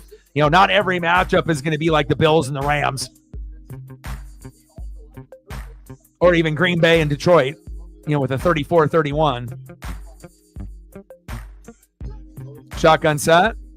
Mahomes going long, going deep, got a man, and complete. And no flags on the play. All right, Chiefs are going to punt.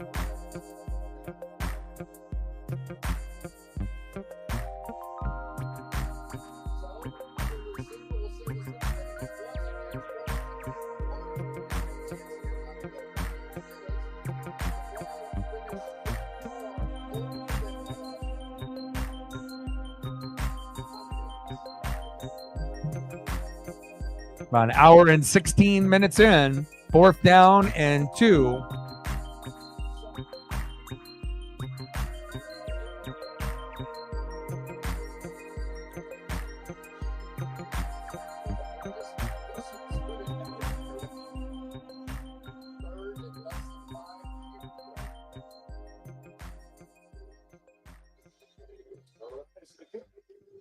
Hilarious to hear the Chiefs fans say, refs, you suck, when they end up getting the most, freebie calls out of any fucking franchise.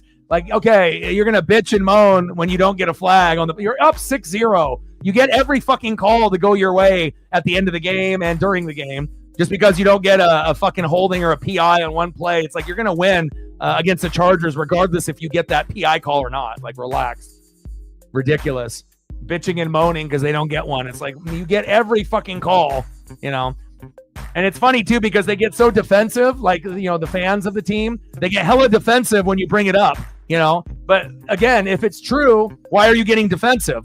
Like, you are getting special preferential treatment, just like Tom Brady and the Pats did in their run. Just like Michael Jordan and Kobe did when they had their run. When you end up being elite, you end up getting kind of the benefit of the doubt, but to act like these things are not happening and you have to push back and act like everyone in the world is crazy for pointing out that they're getting special treatment. No, it's a legit thing that's happening,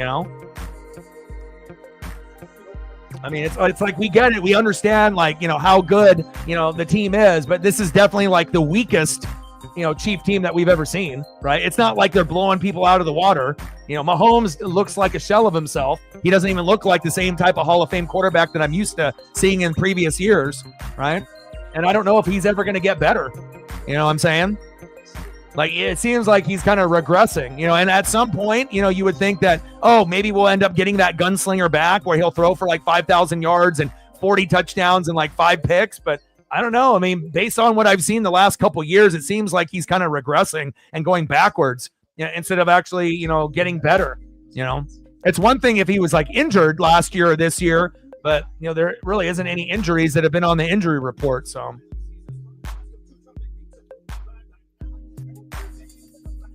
I mean, some Chief fans will admit, like, yeah, we definitely have gotten some kind of suspect, calls and whatnot. They're a good football team, but again, it's just like, it's okay to admit that, that the refs, have made some, kind of questionable calls or no calls. But also we've seen the refs, not make critical face mask calls at the end of the game that teams lost, like my Tampa Bay Bucks with the face mask on Bucky Irving about 2 months ago. We lost. The Sam Darnold in the end zone against the Rams, face mask. Three fucking refs were staring at him. They saw his head turn with the grab. They didn't call it. So I don't like stuff like that. Like when it's a blatant penalty and they just decide to look away, then that makes you feel that there's cheating going on. Like they're definitely favoring the point spread, the over, the under, Vegas, whatever it may be, And if it happened like once a season, fans wouldn't bitch and complain about it, right? But when it happens almost every game, then that's why people don't care that they've won the Super Bowl the last couple of years. They deserved it. They earned it, right? But it's like, this is the weakest team that they've had in this era, right? And again, it seems like they're definitely getting kind of bailed out in a lot of their games. I think that's a fair statement, I mean, some calls are correct, that they should get, but then others, have been like calls that have been changed, instead of like false start, illegal shift, like when they played the Raiders and then they changed the call and they ended up getting the fumble, like a lot of kind of very suspect, things. And like I said, they got a great football team, and we're probably going to see them in the Super Bowl if it's not the Bills. Pass incomplete there. Good defense by the Chiefs. We're probably going to see Chiefs, Lions, or Chiefs, Eagles, But again, we would rather just see them earn it and not have like the refs, help them. Like if you're going to get there, do it on your own. If you're going to three-peat and you're going to have that legacy and we're supposed to bow down to you and say, yes, you are awesome. You three-peated. You did something that, nobody could do, but we want you to do it like fairly and do it, on your own, not with any help from anybody else. Right. Otherwise, we would rather see like the Bills in there or the Steelers or depending on if we get the Lions or the Eagles. Like, we just want to be able to see the best teams play. Johnson with the catch. Thank you, Captain. I appreciate that. Thank you for getting us off the schneid. Stacks on stacks, racks on racks, little Cactus Jack, bang, bang. We're at 5:95 to go. And all it takes is the first person to get it going. And then we can, get our, numbers up. So thank you so much. Let me know what you want to do for photos. I imagine you got some Hawk players that you want to, be able to showcase, and I'll be able to throw those up on the stream for you. Thank you so much.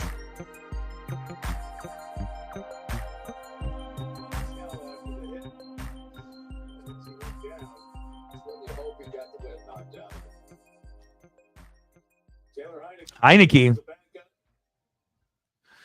Oh, Herbert. Get up, bud. 24 games for Washington, 29 in his career with several teams. We're looking at that left leg. Yeah.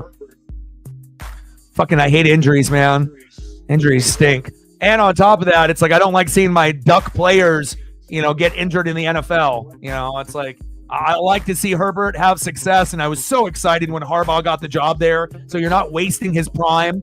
Bo Nix has been fucking fanatic. He's just been fucking fantastic. It's just been awesome to be able to see his growth in year number one. And, guys like Penei Sewell being the best offensive lineman in the game. So it's just nice to be able to see some of these Oregon players coming in within the last few years and actually being some of the best at their position. Instead of just being like, oh, this guy's not going to be able to make it, or, they're overrated, or they're injury prone, or this or that, or whatever narrative that people want to come up with. So Nick Bolton with a big shot on Herbert there.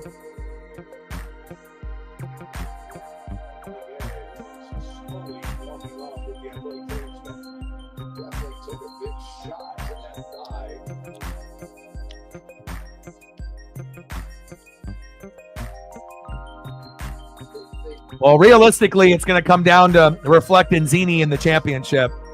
Because as good as Elliott, if he ends up getting in over you and Shep, they've been reeling in these last couple weeks, and that's not what you want, as you're going into the championship or in the playoffs. So, Now, if I had to put my money on it, I would say it's going to be Reflector Zini that ends up winning, the chip this year.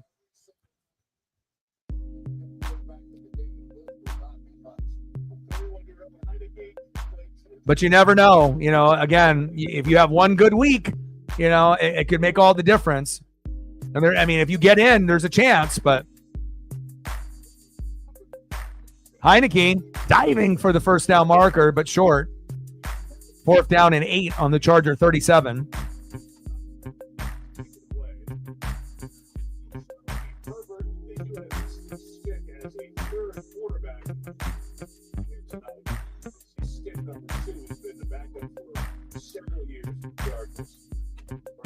Yeah, but once the Chargers actually have, running backs, wide receivers, better offensive line, even though their offensive line is decent, but if they get a few more guys, to protect Herbert up front, and then you actually get him weapons that like he had, like Eckler and Keenan Allen and Mike Williams, but you get new guys coming in to add to Ladd McConkey, they should be able to, make a run, and at some point you would think if the Chiefs have injuries down the road, that at some point the Chargers or the Broncos will catch up, but it still may be a few years away.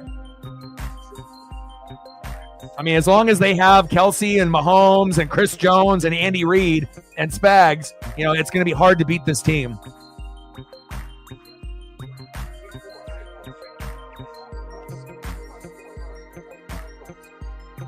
I figured this game would be a little bit lower scoring, but I don't think I anticipated it being 6-0. Slow down. Once upon a time, not so long ago, the New England Patriots won 11 straight division titles, 2009 to 2019. Tonight, the Kansas City Chiefs are going for 9 straight. Justin Herbert and the Chargers. All right, Chiefs with the football. Beat Andy Reid's teams. Shotgun set.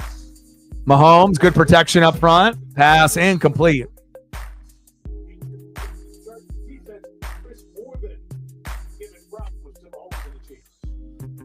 They're starting to bring pressure off the edge now. Safety blitzes coming over here and anticipating that they're going to be throwing the ball on early downs, having to go to man-to-man coverage. But there's Deon Henley once again. His speed making a difference. So far in this game, the thing keeping the Chargers in it has been the construction off the edge. Shotgun set. Screen pass. Xavier Worthy there with a short gain.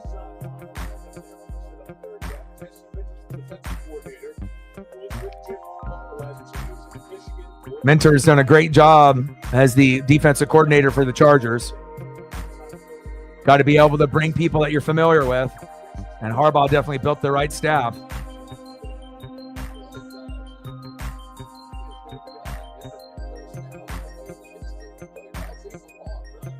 Shotgun set. Mahomes. Floater. Xavier Worthy, 11 yards. First down, Chiefs. Move the chains.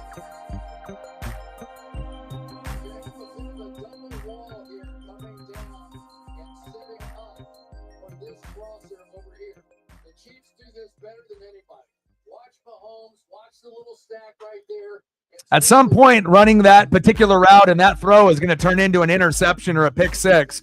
But again, you have to have the personnel to be able to recognize that play and get in the right position.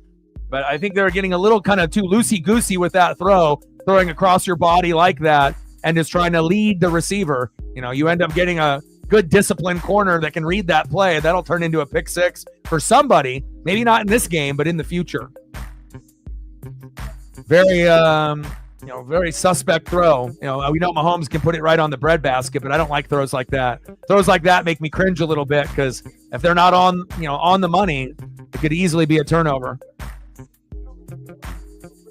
2-minute warning, 6-0 Chiefs.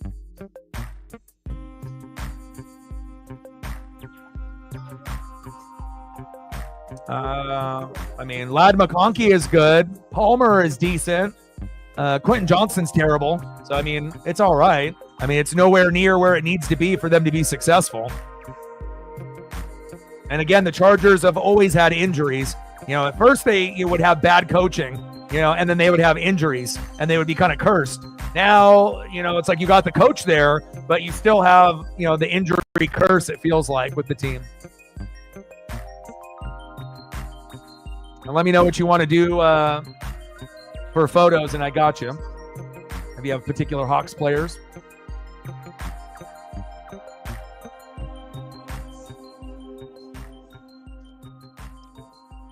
But hopefully tomorrow's game will be better than this.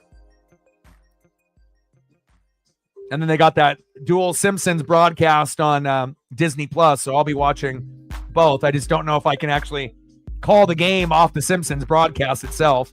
We'll see if, how fast is it, it is, if it's going to have any lag compared to the actual game. Like, it makes me kind of wonder, because obviously you got to have all the animation figured out, but then also you're doing a game live. So I don't know how that's going to kind of work out.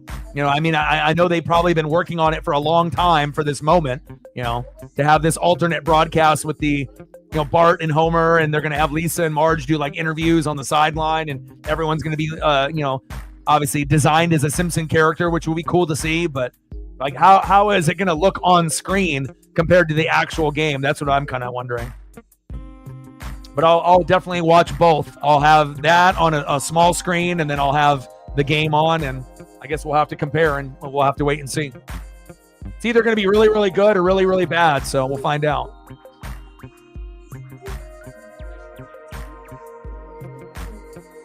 JSN, okay, I got you.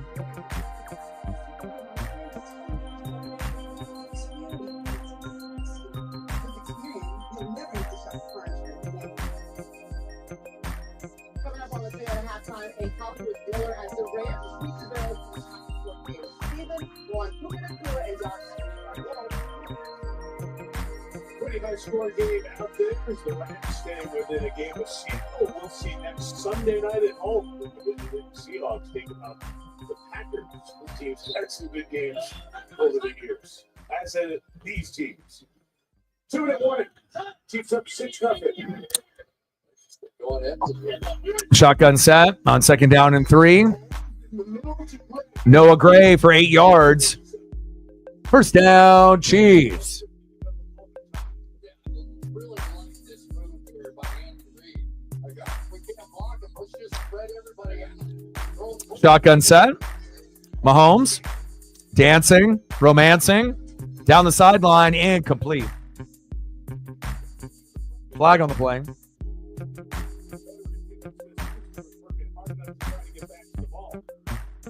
Great play by Juju. Just made it so obvious. A lot of young receivers won't do this.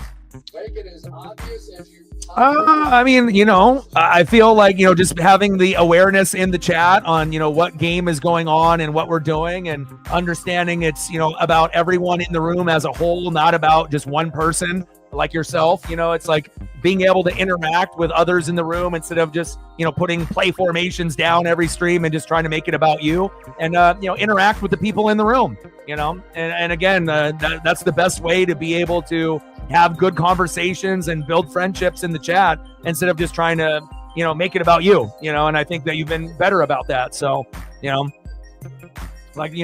I can call the game, and again, no matter what stream that we're doing, basketball, baseball, football, hockey, NASCAR, we're always going to be talking about other things other than what the event is, but there's going to be a time and a place to talk about certain things. So, but I feel like, as long as you're interacting, with others, and, having that chat etiquette, and, kind of reading the room, even though you can't see the people in the room, and also realizing that a majority of the fan base is older than you, 30, 40, 50, 60, 70, 80, 90 years old. So again, if you end up typing something in the chat, like back in the day, you have to realize like who's in the room. Not everyone is, 20 years old, so, and once you realize, who's in the room, and, like who you're actually talking to, then it'll make you easily understand, like the conversations and the vibes that are going on. So that would be interesting. I'm not sure, I'm not sure how that would work though, but that would be cool if we could see something like that.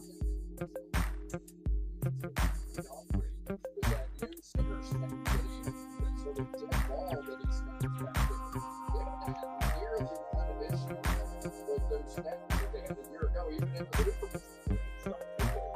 This is the place where games get to something the red zone with teams Touchdown, Chiefs. I was about to say, goddamn, can we get a touchdown? This game is just kind of going through the weeds.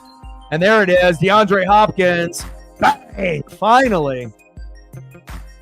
D-Hop in the end zone. And that obviously was a good signing for them.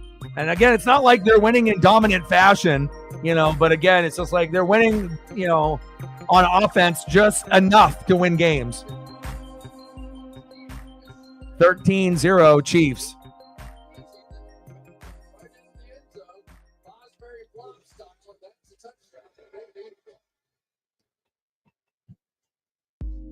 for a long time. 12 years in the league, 32 years old, but he has been with all the injuries for receivers early on. Extra point is up and good. 13-0 Chiefs.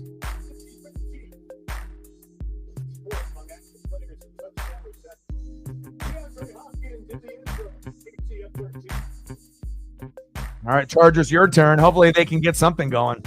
But like just this game itself, a lot of us, we love the NFL and whatnot, but I just feel like, a lot of the games, unless you're a fan of the Chargers or the Chiefs, if we're just viewers of fans on the outside, a lot of the matchups on Thursday night, Sunday night, Monday night really haven't delivered, and at least we have college football to fall back on, and I feel like college football has been, a little bit better. But again, also college football has its faults because you have, during the regular season, a lot of matchups that are shitty where you have a ranked team going against an unranked team. So it ends up being really one-sided, so unless you end up having that special matchup like Oregon and Ohio State that we can get excited for, where it's like a bowl game in the regular season, then that's awesome. But, it's like, how many games do we have to watch before we get to a game like that?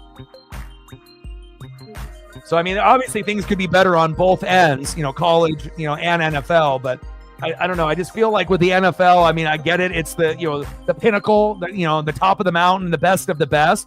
But again, as far as entertainment value, I think there's a lot of games this year in the NFL that have been kind of boring, that again, I'm still a fan and I'm still going to watch and I'm still going to have a good time. But it's like sometimes we want more big plays, more scoring, better defense, or whatever it may be. So, but I guess we can't really have everything that we want, right?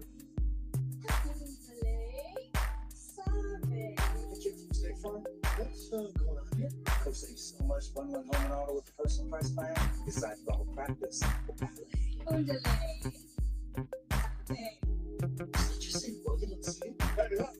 Let's talk e-board fantasy. Double time. Oh, I want to see that. 47 seconds left here before halftime. 13-0 Chiefs. All right, see if I can get some JSN photos here. You always know where you stand with the sports that's at there. That's no real time, real time. It's a game show. I got some JSN photos loading up here now. We'll get those on the screen in just a little bit.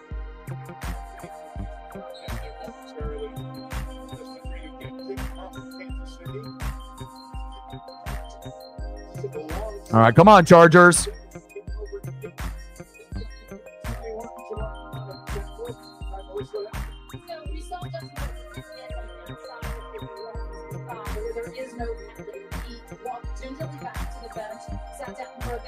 Conversation with the NFL trainer, but no exam, no treatment. About a minute ago, he started jogging on the sideline and was testing it out, and we'll continue to keep an eye on it.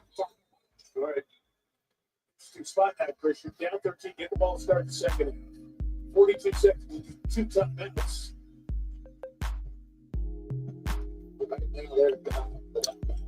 42 seconds left. But it shows you, you don't got a solid running game and then your best receiver is out. It's going to be a long day.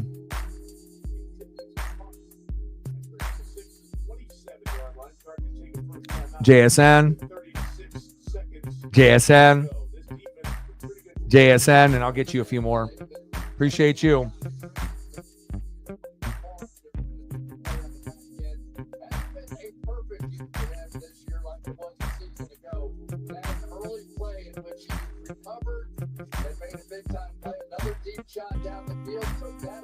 Yeah, but the NBA is like unwatchable. Every game is like a 20-point blowout. You know what I mean? Like it's like literally like even college hoops. It's funner to watch, but not very many people are invested unless they have someone that they're watching for.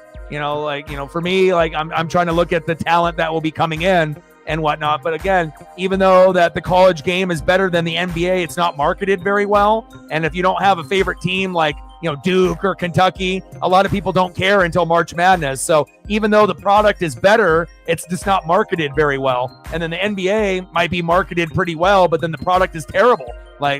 So see, the difference between the NFL and the NBA is the NFL can still give you amazing things. Like the NBA, not really. Like when's the last time someone said, "Oh my God, I watched an amazing game in the NBA"? Like what, 20 years ago? Or way back when like Kobe was still playing, like it's been a while, like until we've actually had like certain types of players that make you want to go out of your way to watch. Like, I mean, when college basketball and wrestling and NHL and NASCAR are better than the NBA, that's when you know that you've literally hit rock bottom.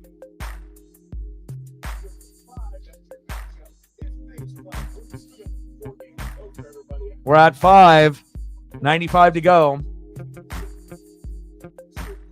Yeah, but also too with the NBA having the top talent, they're lazy as fuck. You get guys that don't play with load management and they're lazy. They don't care and the fans don't care, and it shows. Floater and complete. But there's like so many 20, 30-point blowouts. Like, how is that supposed to be fun? Like, what am I supposed to do? I'm just supposed to sit there and watch the Blazers lose by 40 every night and be happy? Like, I'm just supposed to watch it from beginning to end and just seeing them get fucking destroyed? Like, I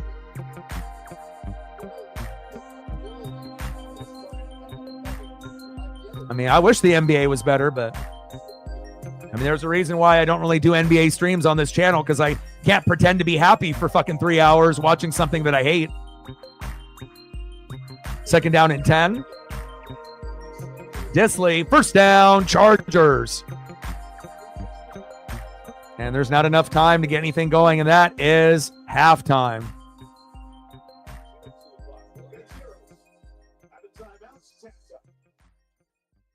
All right, let's get some more JSN photos. Like, sub, donate, comment, share. If you haven't smashed that like button yet, please do. Help us try to get to 20 in this mediocre matchup here with the Chiefs and the Chargers. So we were in a 2-minute drill and it worked out okay. Your defense has shut down the Chargers offense. How do you continue that in the second? Yeah, you got to keep pressure. Just do what we're doing. Just continue pressure on third downs, and we'll be all right. Yeah. Thanks, Andy. Love those helmets and unis. One of the best in the league. Chargers ball when the third quarter starts. Play on the halftime now, and here's Maria.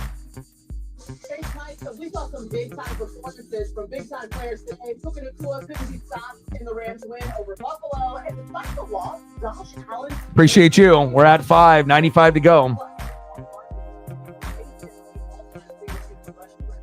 talk about it all on the Toyota. Yeah. And also, too, you're right, but also, too, the problem with college ball is that too many guys leave after like a year. Like if it was mandatory for them to stay until they were like juniors or seniors, so that way teams could actually build like powerhouse, matchups like Duke and North Carolina or Duke and Kentucky, and it actually means something. And you actually have these guys that are more prepared, for the NBA, and then you actually get something more meaningful in the college game instead of just getting some fucking high school phenom and then they play for a year and then they go to the NBA and then they either make it or they struggle for a couple of years and then they figure it out. But that definitely hurts, both the NBA and the college hoops by just letting guys come in out of high school as well as just coming in after like being a freshman. So.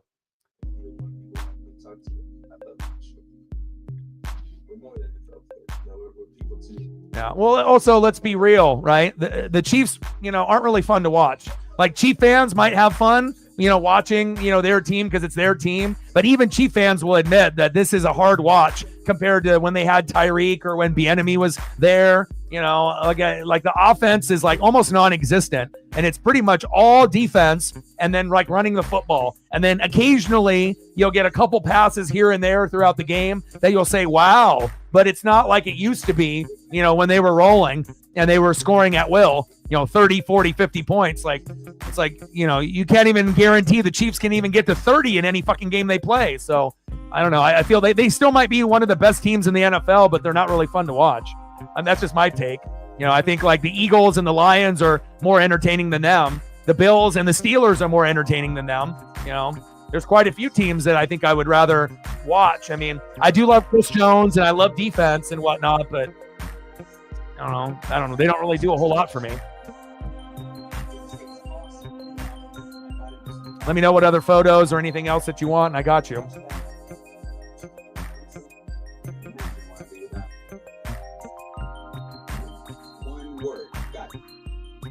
But hopefully the Chargers can get on the board before this game is over.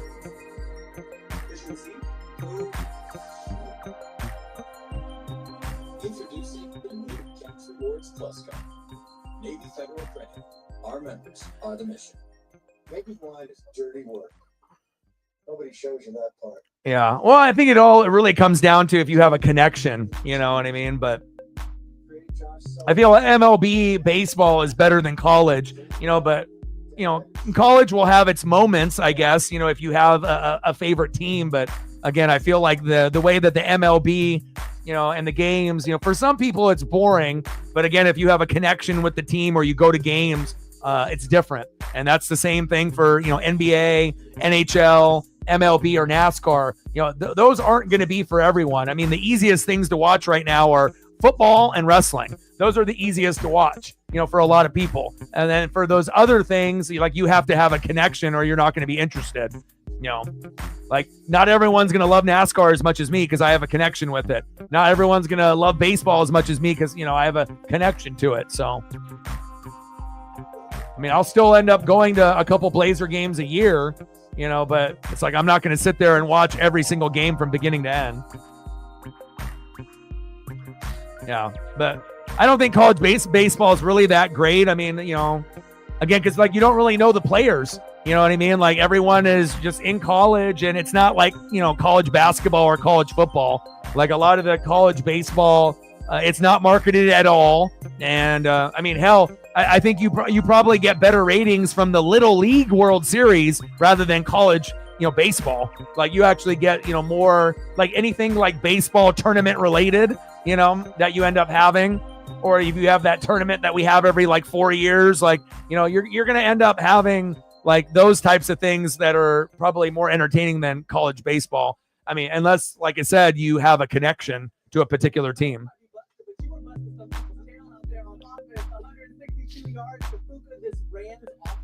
Yeah, Chiefs are going to get the 1 seed. Like I said, the Bills, they had to win today against the Rams, and I knew that was going to be a trap game, And again, it's like I don't think you're going to get anyone else that's going to be able to catch up to them, unfortunately. But you never know. I mean, again, it's not like their offense, is really wowing anybody. Like, if Buffalo or the Steelers play the Chiefs, they will have a chance, even if it's in Arrowhead. Again, you just have to be able to fight the crowd and you're going to have to win on the road, which will be difficult. So.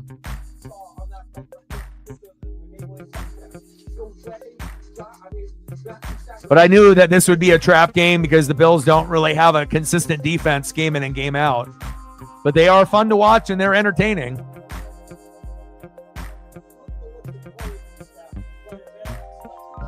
But Sean McVay, it shows you how brilliant of a coach that he is. Their defense might not be that good either, but it also shows you how great Cooper Kupp, Puka Nacua, and Kyron Williams are. Stafford is old as shit, but he can still put up numbers.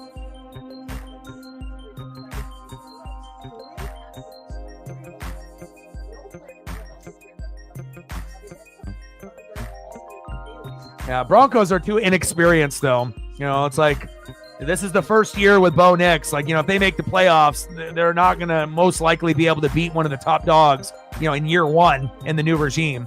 Give it a couple of years, add a few more, pieces to the team, and then you might be able to get an upset and whatnot. But I mean, and like I said, anybody can beat anyone on any given Sunday, Monday, or Thursday.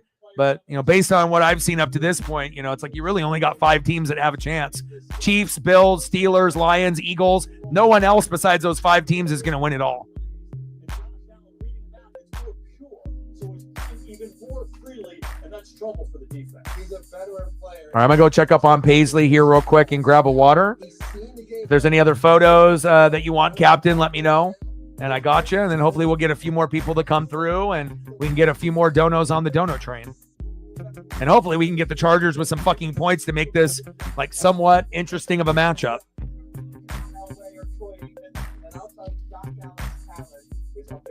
Okay, and it was McVay that called an alien. So by the way, you got the other coach knowing. All right, give me about 1 minute. Meanwhile, we know the great potential lives for NFC West is control their path for the games they have coming up. We're high on that. But coming up next, we're going to talk about Saquon Barkley and what he needs to set the all-time season blessing record. But first, come train or shine. Toyota's legendary lineup. Trust will get you where you want to be. Toyota, let's go.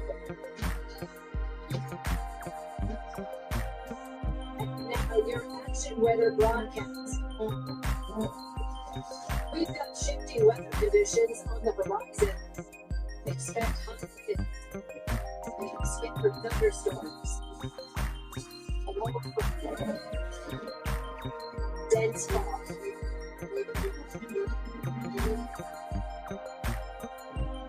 It's a walk. Toyota trucks. Let's go places.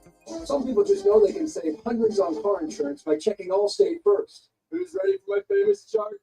Like, to check the mascot first before bringing food to a tailgate. To check Allstate first, don't think it save you hundreds. So we're going to see the Chiefs again on Saturday, December 21st against the Texans, along with our additional coverage on NBC. I can't wait for this. The EA Sports Madden NFL Pass streaming exclusively on Peacock. It's aimed at Madden video game enthusiasts with elements from the game like graphics, route trees, player ratings, and live action. The team's been working today, getting ready. Saquon Barkley on a record pace that he could match or break his record, but all he has to do is average 103 rushing yards per game. He's already done that in 6 games so far this season, and check out the schedule. I think he's got a few teams on the schedule that he can do that. Meanwhile, the Chiefs trying to get a victory and uphold Jason They're 13.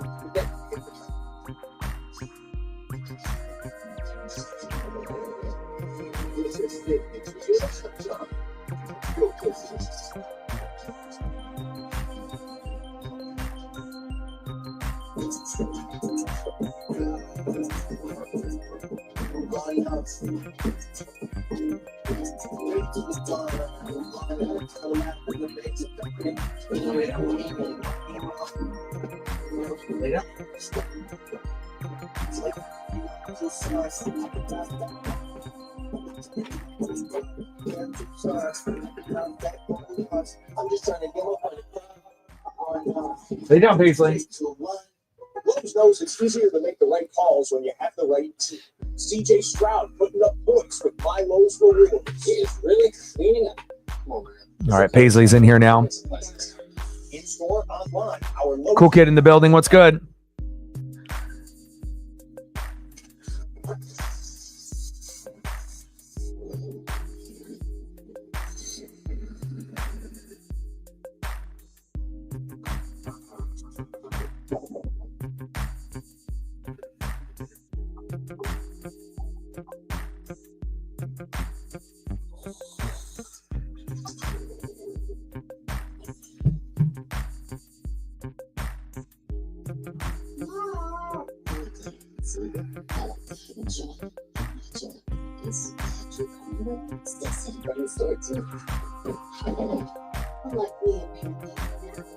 Weekdays, a new online checkout.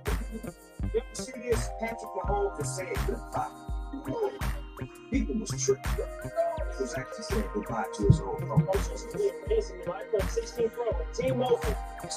Yeah, obviously he's waiting to, get the most money. But, at least it's, at least they're not pushing the whole, Taylor Swift narrative on us this year. But again, the Eras tour is over. So obviously there's no money or, extra followers to be had, So again, it shows you what, people will do when they want to be able to make money and they want to be able to force things on people.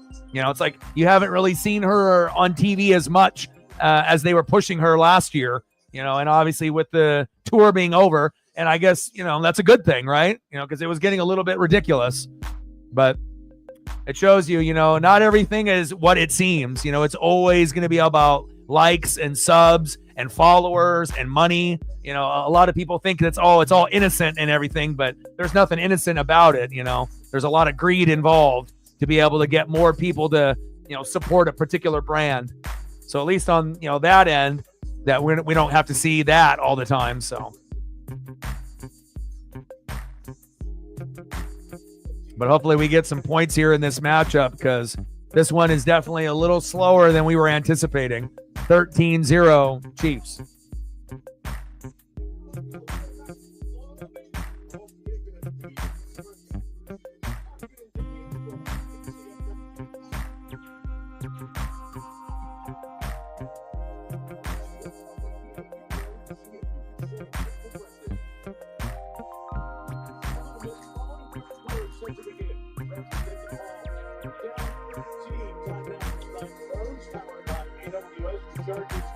Shut out the first half, third time Justin Herbert's scored receipt. The other two below for an Andy Reid team. Shut out there, 31-2. His illustrious career for the first half shutout. No career shutout. That playoff game against the Texans, it was not close. Mahomes, when he's gotten it out quick, only one incompletion. He's had to hold it over 2.5 seconds. 4 of 10. Next gen stat powered by AWS. You see, he got rid of it quickly as that first half went off. Straight downtown, about 8 miles away. Yeah, broken leg, right? All right, third quarter is starting, and I can't get any worse than what we saw in the first half.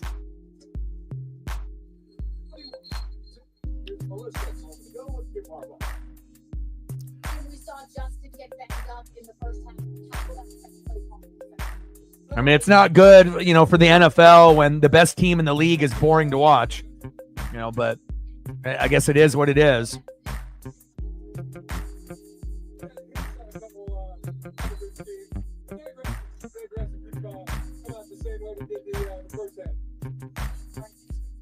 Oh, for the love of God, come on, Chargers, do something.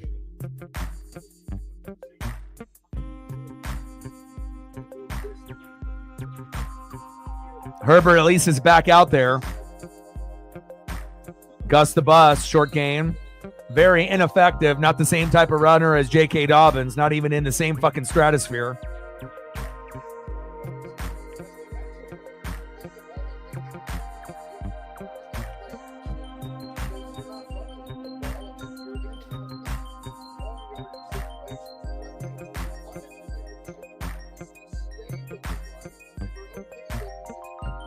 Like, if the Chargers want to get back in this game, Herbert needs to utilize his legs. I know the Chief defense is fast, but again, like even running kind of like an RPO or some designed runs to get Herbert loose. Again, obviously they can't run the ball. They can't really throw the ball because Ladd McConkey's not there.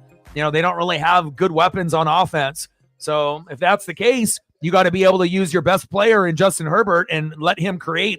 I don't want him to get hurt. But again, like just like with Dylan Gabriel, sometimes when things are a little shaky, take the game in your own hands and in your legs and, maybe run the football a little bit because, I think Herbert's got enough speed where he can get a few first downs. I don't expect him to run away from anybody, but you have to try to be able to think outside the box. Nice QB sneak by Herbert. There you go. 3rd and inches. Take it into your own hands. First down, Chargers.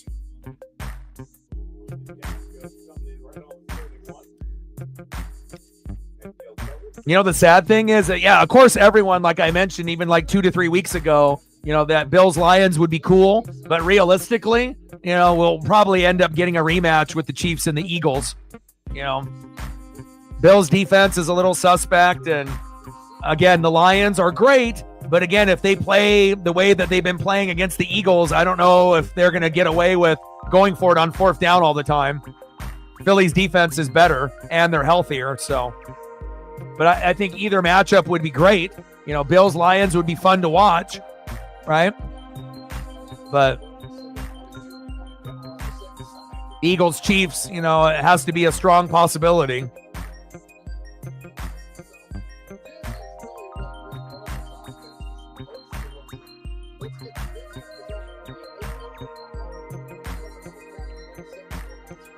Second down and 2.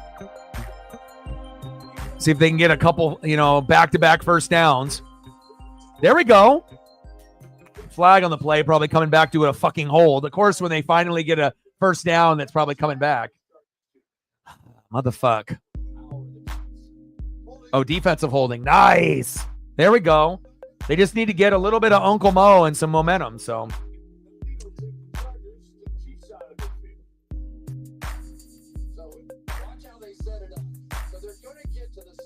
I don't know, because I think if it ends up being like Chiefs-Eagles, everyone's going to be going for the Eagles unless you're a Chief fan. Even if you don't like the Eagles, you're just going to go for someone other than Kansas City because they've already won it twice. If it ends up being, like Lions and Bills, it'll be split because some people are going to want Josh Allen to win and others are going to want Detroit to finish the story. And then if it ends up being Eagles-Bills, it'll probably be split as well, Maybe more people would be rooting for the Bills and Josh Allen. Maybe a little bit more likable than the Eagle team, unless you're a Philly fan. So there's a number of scenarios. Or you can end up being that wild card team like Steel, and maybe the Steelers end up surprising everyone and getting there.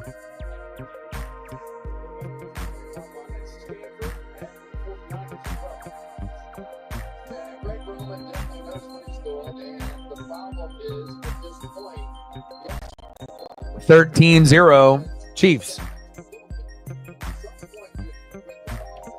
But this is definitely the most, boring elite team I've seen in the NFL in a long fucking time. Screen pass.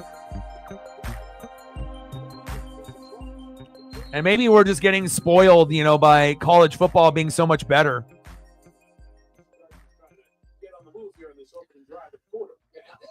Matt Scott Soto. Oh, look at the money that they wasted. They always spend a lot of money, and what happens? They never do anything. So there's another big mistake of paying someone too much money, and it won't lead to anything. You're never going to see the Mets in the World Series. You're never going to see them make a deep run. Just a lot of wasted money to try to put butts in the seats during the regular season. What a waste.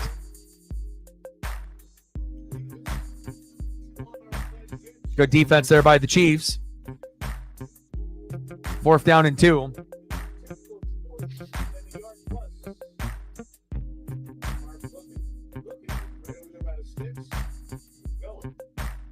Steelers, Eagles, or Steelers, Packers. Yeah. Unfortunately, the Packers, they're not going to be able to get there. They got too many holes in that team. And they might not even be the second best team in their division. Maybe Minnesota. I mean, obviously their record says that they're better, but we already know Jordan Love and Sam Darnold are kind of, streaky. Sometimes Jordan Love looks like a top 5 quarterback. Other times he looks kind of like dog shit. Same thing with Sam Darnold. Sometimes he looks great. Like today, 5 touchdown passes, but it's not like he's going to do that next week, And the reason that Minnesota has been so fucking good is because of their defense. Like Van Ginkel and company. That's really the reason.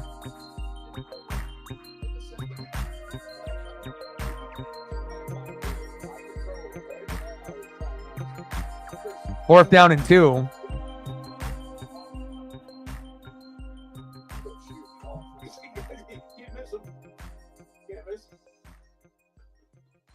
Steve Spagnuolo on the other side.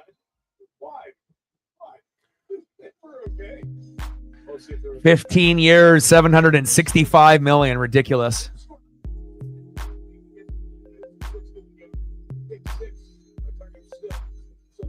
So that's $51 million a year Ridiculous. $51 million a year for Soto. Fuck out of here.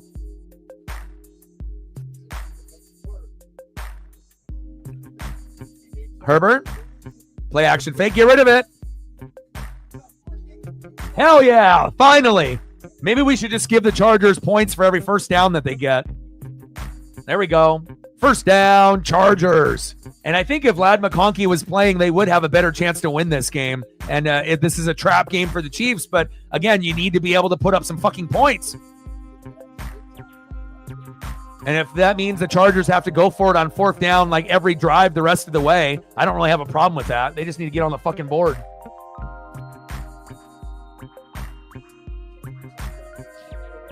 Yeah, but if the Yankees paid them, then the Yankees could get back to the World Series. You know, they may not be able to beat the Dodgers, but at least they're like good.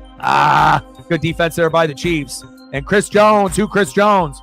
Because you got to admit, right, when they had Giancarlo Stanton and Aaron Judge, they weren't good enough to make it to the World Series. But when they got Soto and you had a big three, they were able to get there. But now with Soto gone, the chances of the Yankees getting back to the World Series, it's not going to be impossible, but it's going to be a hell of a lot harder, you know.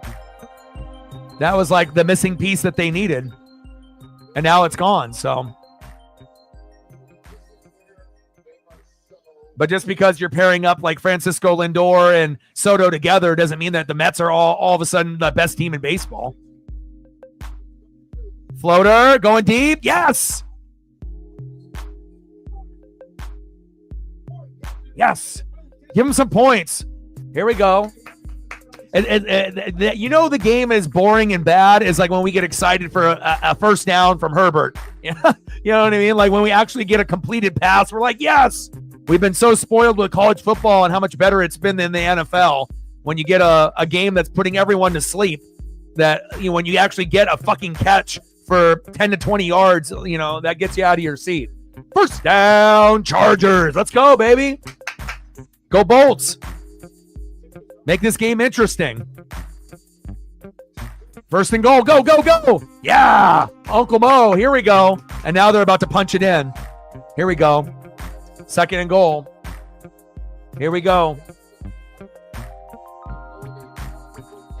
I mean, shit, you could take them by surprise and run a QB sneak right up the gut with Herbert. You can run it right up the gut and score, or you could end up, throwing the football. I think right now on second and goal, I mean, if you wanted to surprise him, you could go to like Disley. I don't think anyone would anticipate he would be getting the ball, but I don't even think he's in the game right now.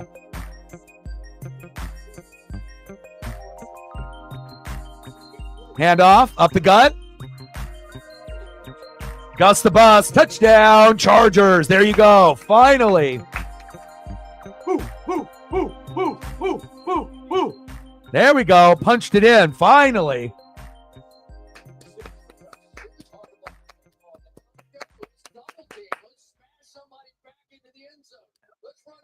There we go. Finally, man. Golly. Better late than never. Extra point is up and good. 13-7 Chiefs. Good blocking up front by the Chargers O-line. I was going to say, if we didn't get a touchdown by the Chargers, man, it's like, I don't really drink anymore like I used to, but, gosh, it's like, it's going to make me want to go and get a drink or something fucking watching this game. But luckily, Gus the Bus got in. He ain't no J.K. Dobbins, but offensive line did just enough there to get in the end zone. Thank God. 13-7 Chiefs. Oh, my God. Well, we know tomorrow will be better. Cowboys, I don't know if they're going to be able to score any points, but we know Burrow and Jamar Chase will. So we'll have more points in tomorrow's game than this.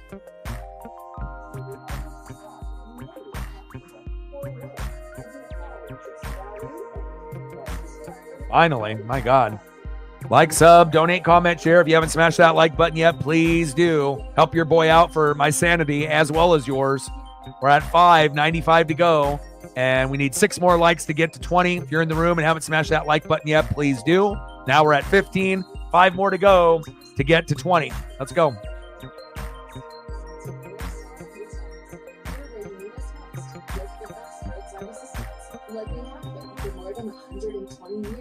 Wherever your journey takes you, we're here to power. AAA, here for you. The savings continue for your Christmas holiday with Bi-Mart's latest savings book. Save $50 on LifeSmart's PowerLift recliner. Save $60 on Avanti's 5 cubic foot chest freezer. All slippers, winter hats, gloves, scarves, and socks are 30% off. All decorative throws. Shout out to Gus the Bus. Finally getting on the board for the Chargers. If they had Ladd McConkey playing in this game, they would have already had 7 in the first half. Maybe even more. Maybe 10. Better late than ever, though. We'll take it.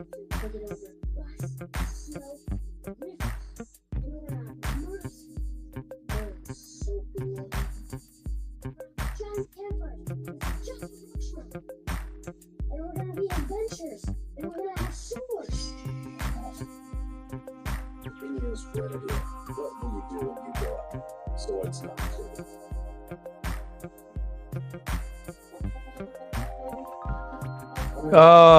Even Paisley was in here, and she looked at the game and she said, "Nope." And she left. She's like, I can't watch this.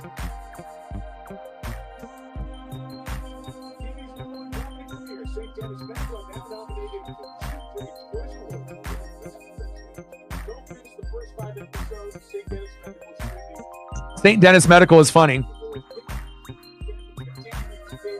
Ooh, look at that burger. Oh my God, that looks good. I have been really craving like food that's not supposed to be good for me, like big ass fatty burger. You know, I've been craving Mexican food and nachos, pad thai, pizza, man, like you name it, I've been craving it. Spaghetti and meatballs. Oh, Olive Garden with the breadsticks, pasta bowl. But again, I got to be able to be disciplined.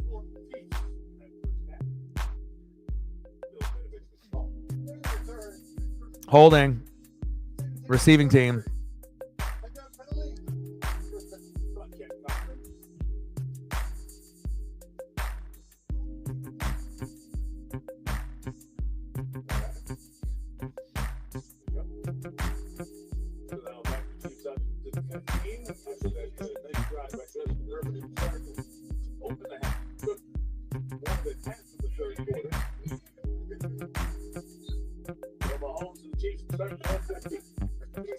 Shotgun set, little check down.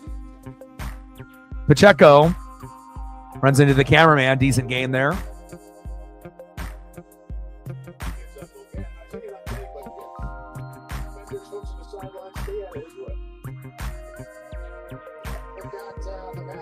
Yeah, but again, that's going to put butts in the seats, though. And, you know, and it's not like we have a salary cap there in baseball. So, I mean, you know, there's millions and millions and millions of dollars that are available. So,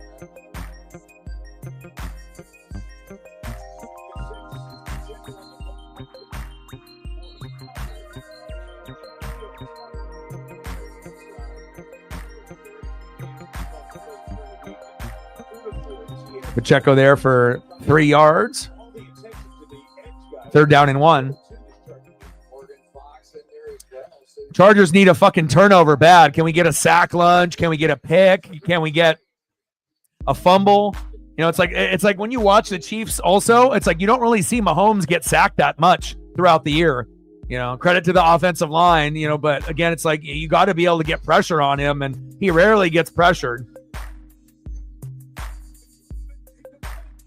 Pass incomplete. Good defense there. There we go. Nice little Uncle Mo, right? So you end up, you know, getting the touchdown. You play some pretty good defense, right? Get a little bit of pressure. Not the sack lunch that I wanted, but then now Uncle Mo is rearing his head, and maybe we can get a back-to-back score, and the Chargers can take the lead. Or to get a field goal and just make the game a little bit closer, so...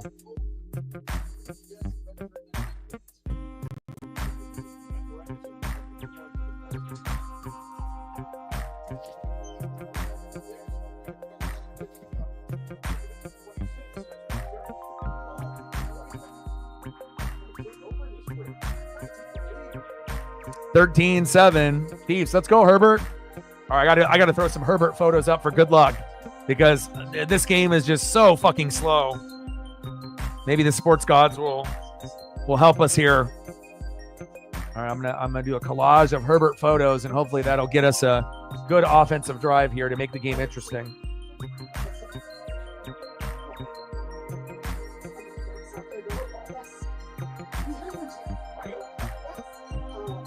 Let's go, J Herb. A text for question. And they have a 97% satisfaction rating. So you could have done it in a British accent. That's helpful, right? The savings and service get more with Geico. Crazy after watching the Big Ten championship and all those championship games, and then watching this.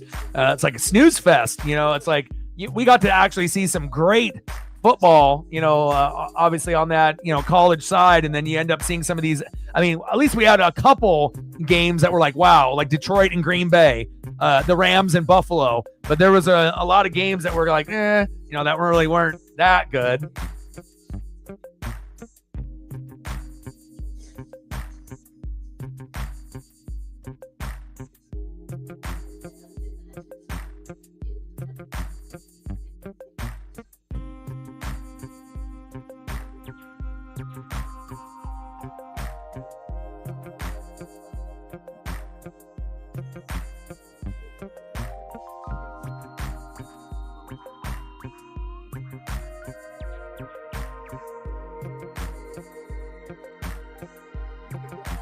And I feel like with the growth of college football and getting more notoriety and getting these NFL fans that only watch the NFL, and then they're going to start watching the college football playoff and then becoming college football fans, I feel we're going to get to a point, I hope not, but I think we're going to get to a point where the NFL might turn into a little bit like the NBA. I don't think it's going to ever get to the point where it's unwatchable, but there's going to be a lot of games where we're going to be kind of bored, you know, unless, you know, good plays happen.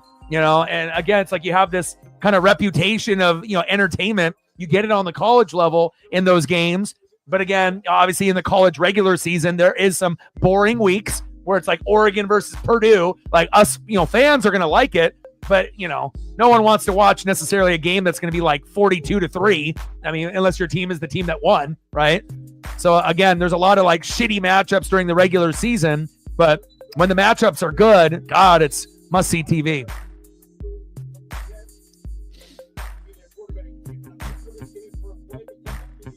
First down and 10. Let's go, J Herb. Herbert. Going long, going deep. Into double coverage and complete. Flag on the play.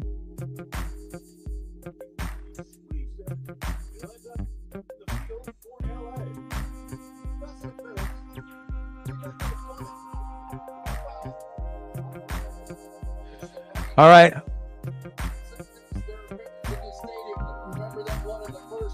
Yeah.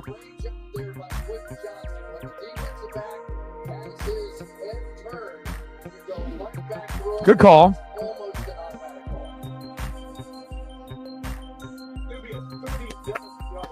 There we go, baby. J Herb back to back. I told you, man, putting up those photos worked. The sports gods are like, damn, O-Dog and the fans on NWSF, they're getting a little bored. We need to light this up a little bit. Throw the photos up. Boom shakalaka. We're about to get another score. Thank you, sports gods. Smart with the catch, and the momentum has shifted. Finally. All right, now if they score a touchdown, the rest of the game will be good. You know, but again, it took a little while for us to be able to get invested in this, you know. First quarter, second quarter, snooze fest. The first part of the third quarter, we're falling asleep. Then finally, you know, if you're not going to be able to get the picks and the sacks and the fumbles, then at least let Herbert do his thing. And there we go. There we go. There we go. Gus the Bus. He's trucking. Second down and 3.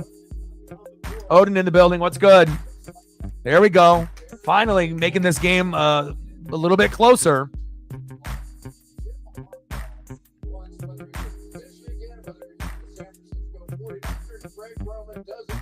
How you feeling about Notre Dame in the college football playoff, Odin? You loving that? I like the matchup against Indiana, too. I think that's definitely a winnable game for you guys. Handoff. Oh, good defense there by the Chiefs. 3rd down and 3 on the KC4. At least at the bare minimum, the Chargers can get a field goal. Then we can get it to at least 13-10, and then we'll kind of have a little... Is that Disley? Rhaegar.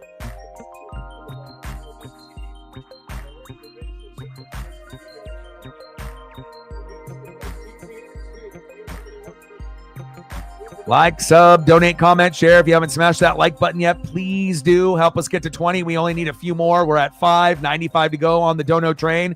And touchdown, Chargers. Herbert to Johnston. And this guy has terrible hands, but for whatever reason today, he decides to catch the football. Touchdown, Bolts. Wow.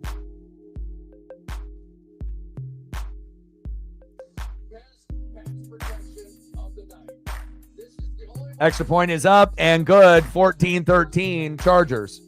All right, Chiefs, your turn. Make it interesting.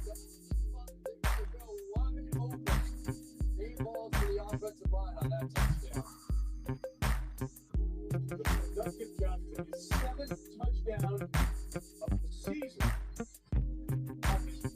Very one-sided in the first half. All Kansas City up 13-0, and then the third quarter has been owned by the Chargers with 2 field goals. 2 touchdowns. Now we finally have a game that we thought we were going to get maybe like in the first or second quarter. It just took the Chargers a little bit longer to kind of get going. So, and now who knows how the game is going to go. It might come down to whoever has the ball last. But now the game kind of starts over, and then you got a 14-13 game, and it can go either way with 3:30 left in the third, and then we get a fourth quarter. Thank God.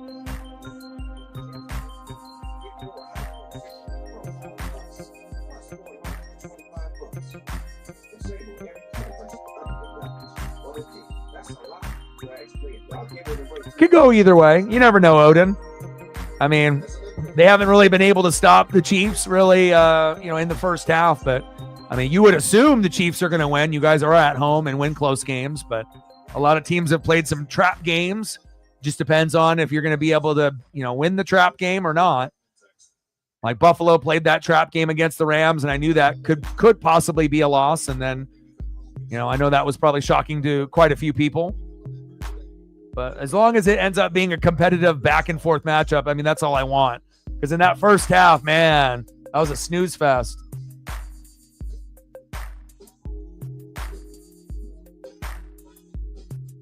And they don't got Ladd McConkey out there either, the best receiver. It's not like they have anybody really on offense to go to. J.K. Dobbins ain't there. They don't got any receivers or tight ends.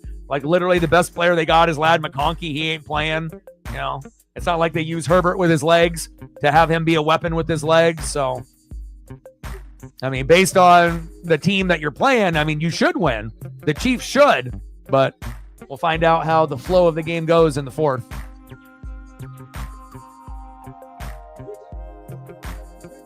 Yeah.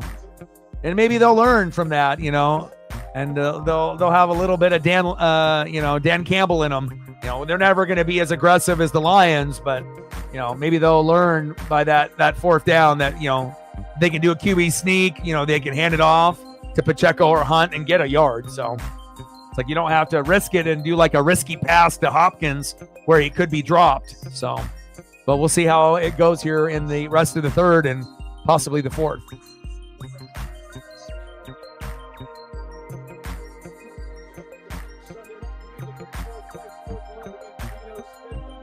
Oh, Jordan Love and Geno Smith. That'll be a good one.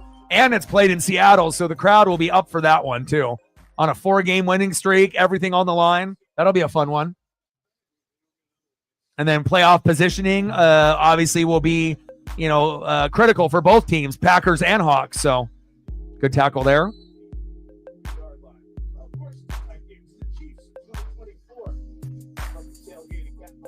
Yeah, the Chiefs definitely play with more respect, to the opponent, and they definitely don't go for it that often. They typically will just punt and then win with their defense. So 14 consecutive one-score wins, longest streak in NFL history, and it may continue tonight.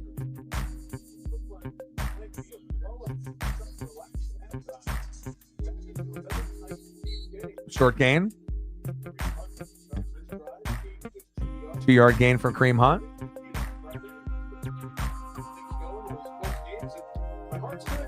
But every game comes to the end. We need to kick it up a notch. Here we are, another tight one. Yeah, and this game is flipping similar to the way they played the first time. It's a 10-0 lead for LSU just started, and then the Chiefs came back and went 17-10. It's the opposite here. Tipped, incomplete. Intended receiver was DeAndre Hopkins there. 3rd down and 8 on the KC 25. But obviously the Chiefs dominated the first quarter and second quarter. The Chargers have dominated the third quarter. Who's going to dominate the fourth quarter? Momentum is definitely on the Charger side still. But again, we'll see if the Chiefs can get a first down or if they're going to punt again. And we'll see if the Chargers can get in scoring position for the third drive in a row when their offense was non-existent in the whole first half. Bosa offsides, idiot. Floater. Intercepted, but it'll be coming back.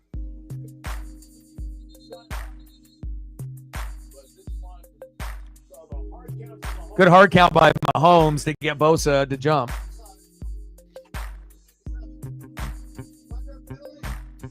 Come on, Joey, have some discipline. But that's just a good hard count, though. So he's offside. All this kind of thing. Maybe more importantly, are the cumulative number of hits that they have taken on Patrick Mahomes. And Deion Henley that time comes straight through and gives him another shot, knocks him down again. And for Patrick Mahomes, this season has been unlike any other that he's been associated with the Chiefs. They had the 32 sacks, now up to 35.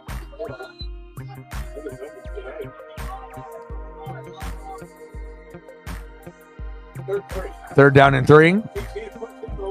Mahomes. Oh, nice. Broken tackle. First down, Chiefs. Smooth the chains.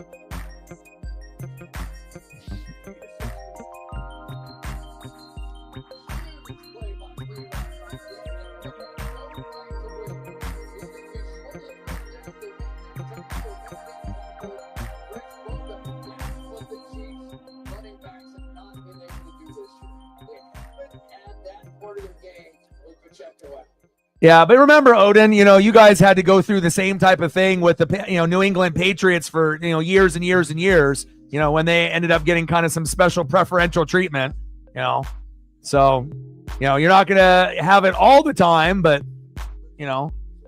there definitely is calls that are a little suspect. I think that's a fair statement, And obviously that happens with all the greats. It happened with Tom Brady and the Patriots. It's happening now with Mahomes and the Chiefs. It happened with Kobe. It happened with Jordan. It's just kind of one of those things when you end up being the top dog and you're the champ. Sometimes you'll get the benefit of the doubt, right?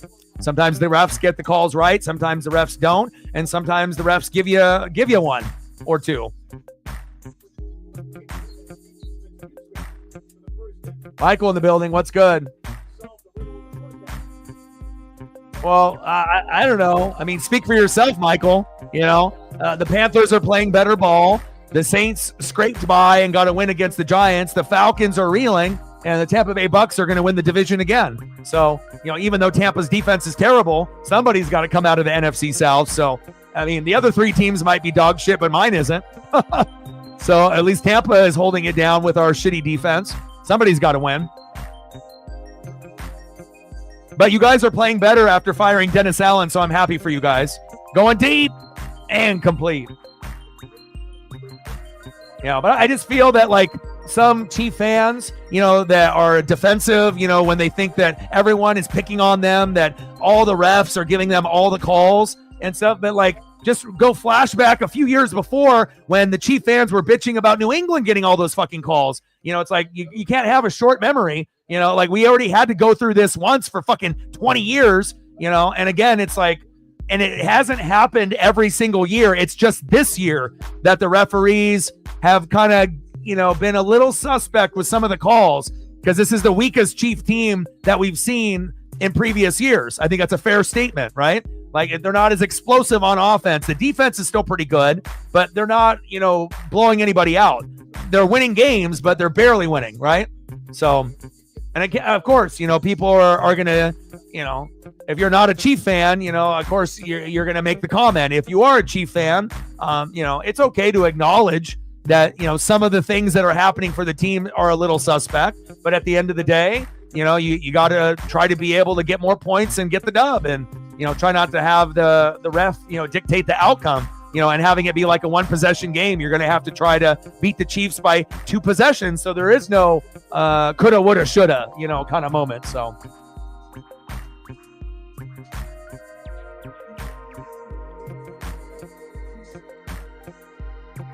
Right? I mean, just look at it. I mean, like I said, you just look at it on paper, look at the players that they have. And it also depends if you've watched Notre Dame play this year. And again, I've watched a good chunk of college football other than Oregon. And I usually watch Notre Dame because Odin is a super fan. So when I know that someone in the room is a fan of a team, I'm going to go out of my way. I'm not going to watch every single game from beginning to end, but I will go out of my way to watch a little bit each week. And then if the game or the matchup is good, I might actually watch a whole game and scout, because I want to see if there's any NFL players like a Kyron Williams that's on the team this year. And then I also want to be able to, have a good judgment call on, if they end up making the playoffs, which they did, like, can they compete against the big boys? And I think that they can.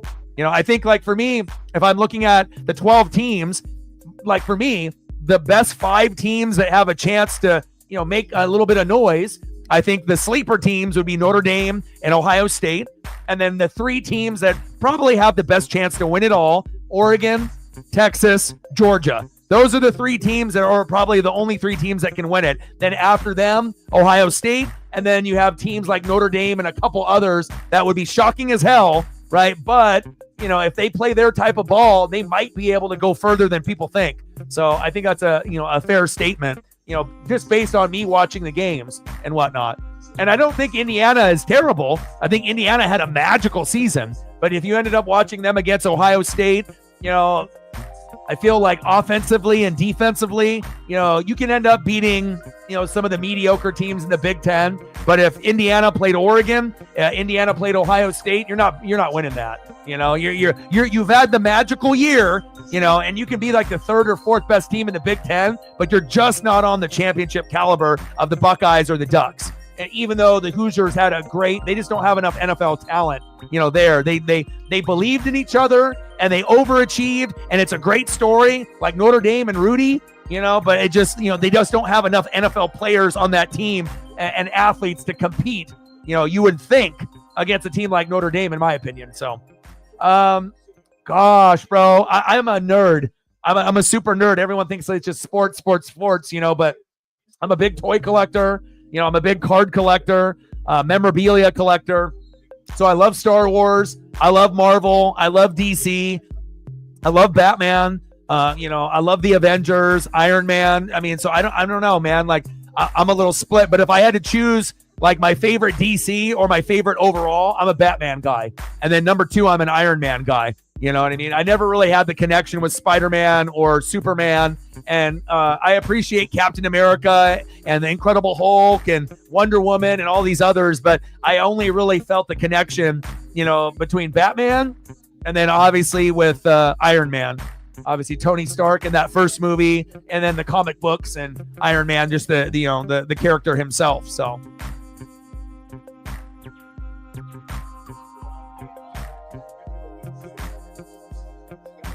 Yeah, but if Notre Dame was in the Big Ten, like if you guys actually joined the conference, you guys would be a top 4 team every year. It would be Oregon, Ohio State, Penn State, and then Notre Dame or Michigan. That's how it would work. And then every once in a while, Notre Dame could end up being like the best team in the conference. Number 1 or number 2. So I know they're independent now, but if they end up joining, they will join the Big Ten, and they would have success.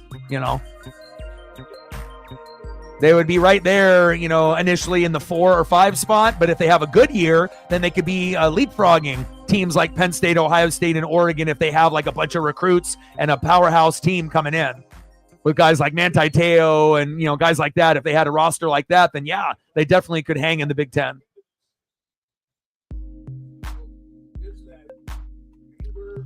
Flag on the play. Yeah, it just took us 3 quarters to get interesting. There were some big guys just sort of bumping into each other. Agreed. Better with Riz. Struggles without Taysom, but they never used him correctly even when they had him healthy. Yeah. And I hope you guys win some games.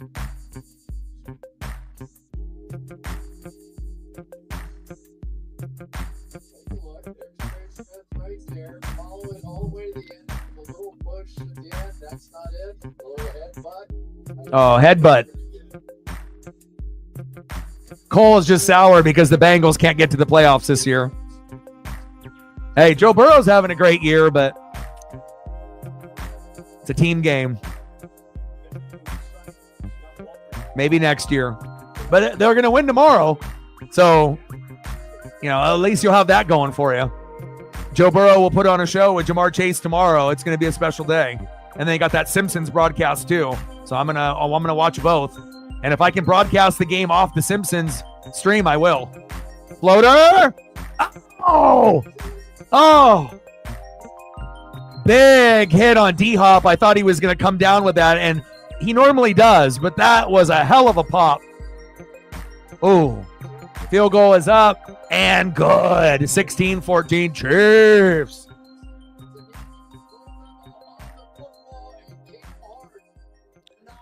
Oh, I mean, if he catches that, then the next play is a Pacheco touchdown, and then that could be the difference in the game. But field goal by the Chiefs there. Unfortunate drop, but a big pop by the Bolts. Field goal by Wright is good. And now we have a back-and-forth game that we were really hoping for early.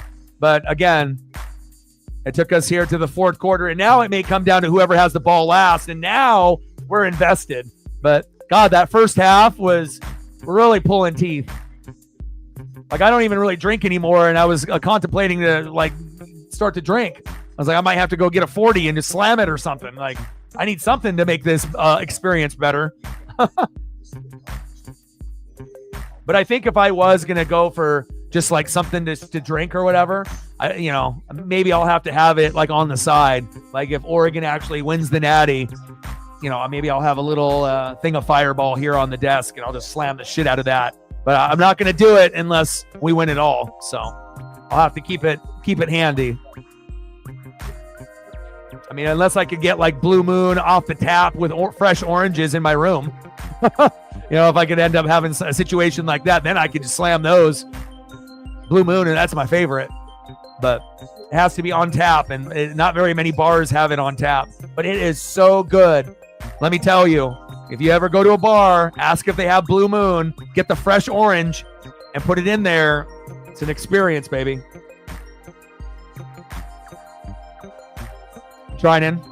Yeah, Dodgers have so many injuries with their pitchers, so that's why they have to sign $1 billion, because by the time it's the postseason, they're only going to have 3. You know what I mean? You never know which ones are going to be the ones that are there at the end. They're going to have 8 guys that could end up being award winners, a guy that can win 10 to 15 games, one of the best Cy Young candidates. But then when it gets to the end of the season, instead of having 8 to 10 pitchers, you just got to pray that there's at least 2 or 3 that are there. So that way one guy can pitch 2 or 3 games, the other guy can pitch 2 or 3 games, and then you might have one other guy that is a little shaky, but he might be good enough to win,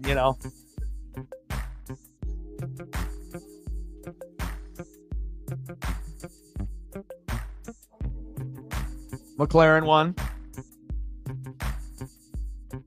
I mean, it feels unfair that you're talking about F1 and I don't get my NASCAR. I miss it, man, because I like having something to look forward to on Sundays other than football, and then when it's before football, it's exciting because obviously when it ends up being February when they started off, the season is so long for NASCAR, like baseball, and I like that. I like a season that fucking goes almost the whole goddamn year. Because obviously football is only for 3 or 4 months. So, getting NASCAR or baseball for 6-7 months, that's good filler time. Yeah. I'm a big Batman guy. Like I like all of the Batman movies. I ended up just watching The Penguin. Amazing. I'm a big Heath Ledger guy, and obviously The Dark Knight and The Dark Knight Rises are my two favorite, like by a landslide. Like Heath Ledger and the Joker is just mind blowing to me. That was like the best, description. And Jack Nicholson played, but he didn't do it like the way that Heath Ledger literally went fucking so insane that he died afterwards. Like he did the part so good that he fucking died. Like, that guy is a legend. Like, think about how many great movies Heath Ledger would have come out with. The guy is a superstar. The guy would have put out banger after banger after, and unfortunately, got too deep into those emotions that he died, killed himself and shit. Like, but I have a Heath Ledger figure from the first movie that I will never part with. I got it at Toys R Us, right after the movie dropped, and I knew that they were going to pull it off the shelves because he died, and I scooped up one, obviously, before it happened, and love that. And obviously, Bane in the second movie, everything about that, and I really, really liked Catwoman, obviously, in the second movie as well. When you end up getting certain people that play that, character, it has to be the right person.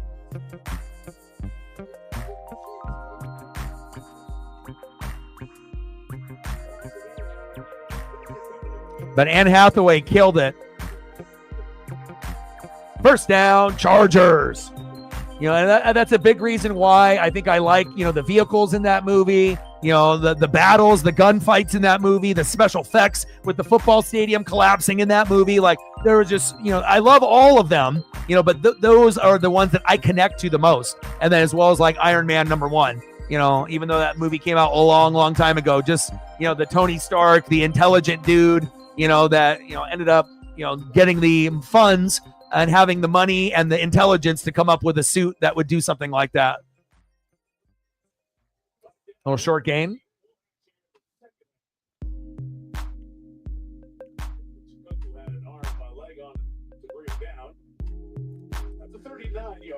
No, I don't mind when you talk F1. It just gets me it just gets me a little jealous inside because, I mean, again, not everyone loves NASCAR as much as me. Like, I fucking watch like every race, like beginning to end. Like, there might be a little bit of time in the middle that I have to step away from it, but it's like on in the background. And I just love, I know all the teams and the drivers and the sponsors and the tracks. So it's interesting to me. And, it's more than just a guy going left. And I really like something to look forward to other than football on Sundays.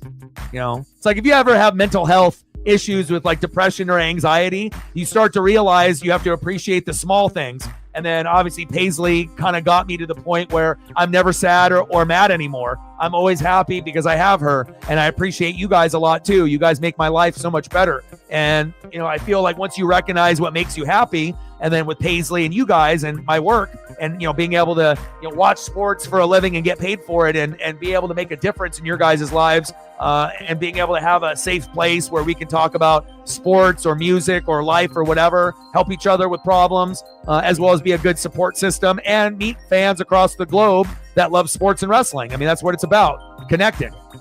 First down, Chargers.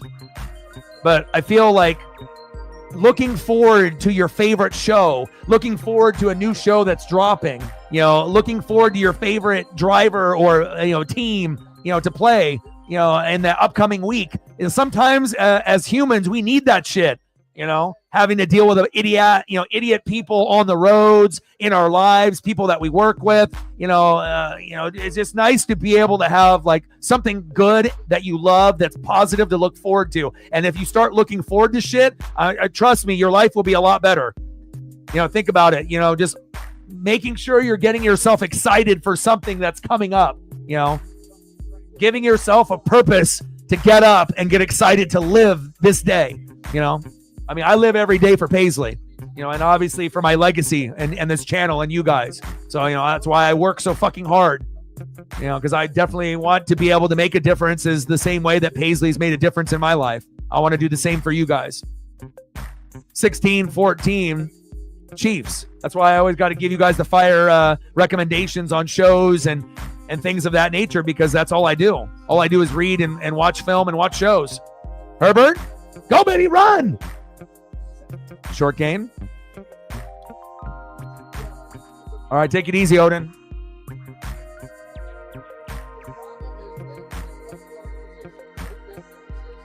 Yeah. See, for me, I'm more of a Transformers, G.I. Joe, Ninja Turtle guy because I grew up in the 80s, so 80s and 90s. So those are always going to be my favorite. And then obviously X-Men and then Batman, the animated series in the 90s. Those were my 5 favorite.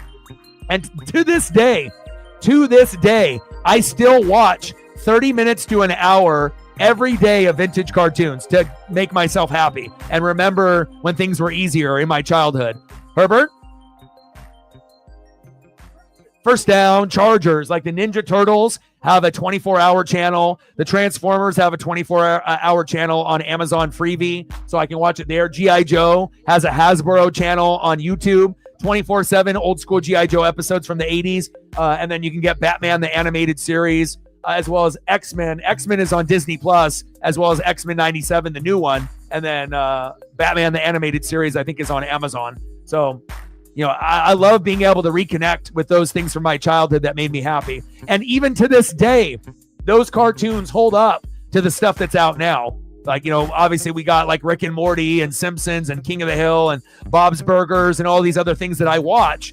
But I always like to go back to those times in the 80s and 90s when I was, you know, 5 years old to 15 years old or 5 to 12. I think things are the coolest to you when you're 5 to 12 years old. Like that's the gap of like everything in your life is cool. You collected cards, toys, like whatever was cool to you at 5 to 12 years old, you still hang on to that piece of yourself even to this day as you get older. You just have to be smart enough to tap back in and then relive your childhood again to make yourself happy. Play action fake. Herbert, pass incomplete. I never watched Beast Wars, but I've heard of it. But never watched it though. Yeah, but I swear if you go back and watch Transformers, Ninja Turtles, the original, or G.I. Joe, it's amazing. It's must see, dude. It's so good. It's so different, and the sound effects, and the animation, everything is just so fucking brilliantly put together. And that's why so many good things come from the 80s and 90s today, like Stranger Things and everything else. First down, Chargers, move the chains.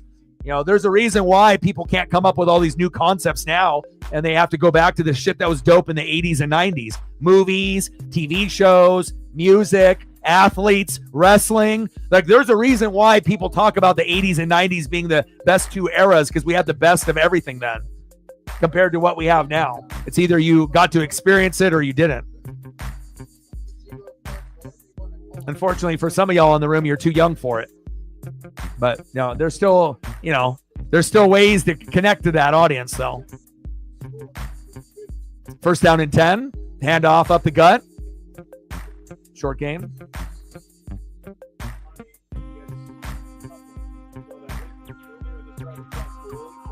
They got a Power Rangers channel 24/7 too on Amazon Freevee. So it's like if you have an Amazon subscription and then you like do a trial for a month and then you cancel it, then like in the menu itself, it's got Freevee. And if you scroll down a couple clicks, they got a Power Ranger 24 hours a day. You know, you may have to watch an ad here and there, but to be able to watch that, dope. But by the time that show was coming on, I was already kind of transitioning into like, my basketball team, girls, and other stuff. So it's 12 noon. You know what time it is? Time for a sack lunch. Yum, yum, yum, yum, yum, yum.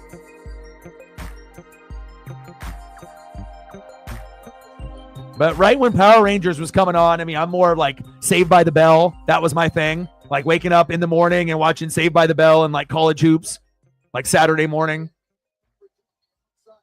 Zach Morris, AC Slater, Jesse Spano, Lisa Turtle, Kelly Kapowski. What you know about that? Screech Powers, Mr. Belding. What you know about that? Shotgun set. Herbert, play action fake. Nope, hands it off. Good tackle there by the Chiefs. Field goal is up and good. 17-16 Chargers. Oh my. Whoever has the ball last.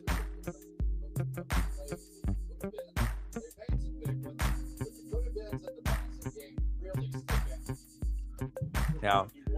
But like going back to the Batman thing, you know, and the Dark Knight, like I feel like the supporting cast made that movie incredible.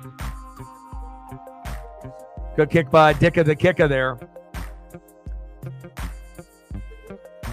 And there's nothing wrong with like Halle Berry and some of the other, you know, Catwoman and other, you know, people. But Anne Hathaway was like literally the perfect modern day. But the Heath Ledger, though, man, like to this day, I can still end up enjoying those movies. Like, you know how there's certain movies that no matter how many times you watch it, you can still like enjoy it. So I can definitely do it with those two. And like that and like Superbad, Dumb and Dumber, Ace Ventura, 1 or 2.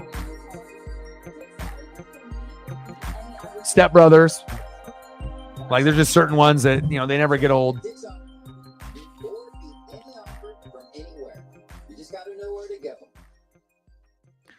All right, 17-16 Chargers. Like, sub, donate, comment, share. If you haven't smashed that like button yet, please do. Help your boy out. We're at 5, 95 to go. And we need 4 more likes to get to 20. So if you are in the room and haven't done it yet, do your boy a solid. There we go. Now we're at 17. 3 more to go.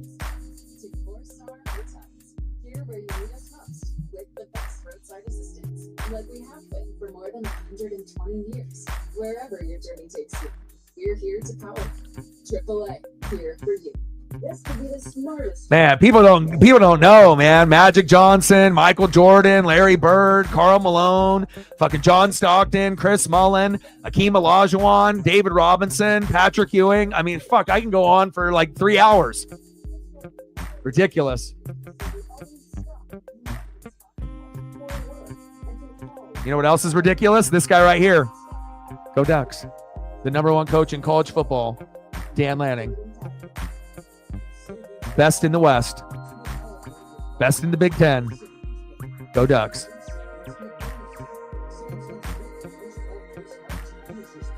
All right, who's going to win this goddamn game? 17-16 Chargers. 4:35 left. At least the fourth quarter and the end of the third made the game interesting. Reflect in the building. What's good? First half, boring. Put us to sleep. Third quarter got better. And the end of the third got spicy. And then now we're in the thick of it now. So nice win by the Hawks. 4 in a row. We wanted Tampa to win and Seattle to win. We both got our wish. And I feel that we're going to have a good record the rest of the way. You guys got the Packers on, you know, a next primetime matchup next week, which will be tough, but you're at home. The crowd will be the loudest it's been all season this upcoming weekend against the Packers. Must win for both teams, especially since Minnesota and the Rams just won. So you got to make sure you're continuing the dubs. But even if you lose to the Packers, the Hawks are still in prime position to win the division over the Rams. So, and that's what I like. Defense played great. And, you know, Charbonnet came in there and did his thing, just as if Kenneth Walker didn't miss the game or a heartbeat. And it was a good win.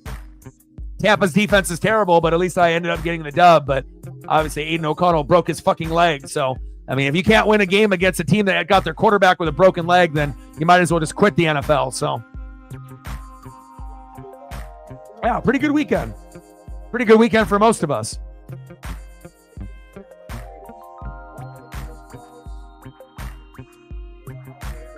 I don't know. I get just as much excitement for, you know, a lot of you guys with your favorite teams, and you guys do well. Pass incomplete.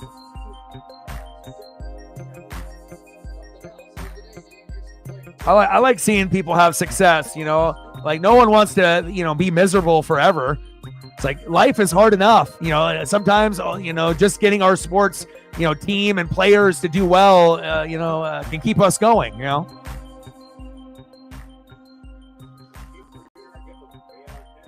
Second down and 10.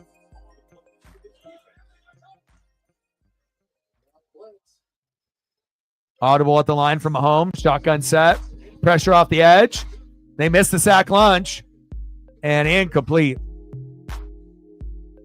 Oh. Sega. Super Nintendo was the only system I didn't have. I had everything else: Atari 2600, Nintendo, Sega, Game Gear, Game Boy, NES, but I never had Super Nintendo. I was more of a Sega guy. Like, I'm a Sega PlayStation guy rather than a Super Nintendo or Nintendo exclusively. Nintendo is a part of my life, but, you know, I guess it just kind of depends. You know, each era was different, but, you know, Nintendo was very influential in my life, man. Mario 1, 2, 3, Tecmo Bowl, Super Tecmo Bowl, Blades of Steel, Bases Loaded. I can go on all day. Nice catch. First down. Chiefs, Xavier Worthy. Move the chains. Yeah, but I appreciate every system. You know, I like, you know, any kind of, you know, video game system. If it's a video game and it's a system, you know, yeah, I'm going to like it, you know. Like, it'd be cool to, like, you know, if I had access to play like the old school stuff like Dreamcast, Sega Saturn, TurboGrafx 16, Jaguar, but some of y'all don't know what those things are. But I mean, if you are in the video game world, you know some systems are more rare than others, like the TurboGrafx 16, the Jaguar, that's super rare. Neo Geo, like you had to be a rich motherfucker to have a Neo Geo back in the day. I mean, that was like an arcade system at home, but it was actually a home system. But you know, if I could go back and get any retro system, the only regret that I have is getting rid of my Dreamcast. And I've said that on the stream before. Like, I need to get the Dreamcast back. Like, I would rather have that than, like, I would love to be able to have a next-gen system. But, you know, if I could get the Dreamcast and, you know, get the fishing rod, like little lure and the fishing games, as well as, you know, a lot of the, you know, titles, you know, from the Dreamcast. Oh, yeah, I would be in heaven.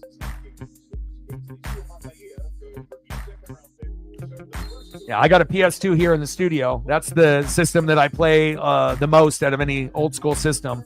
I think right now my favorites are a PS2 and Nintendo 64. Like, I'm a big 64 guy. That's a big, big thing for me.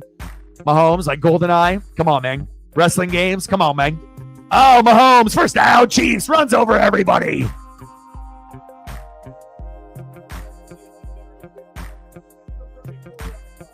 Pool or darts? Pool.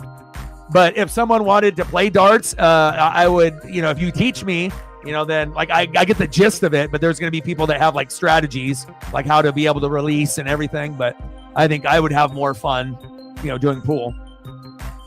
But if it was between pool or darts or beer pong.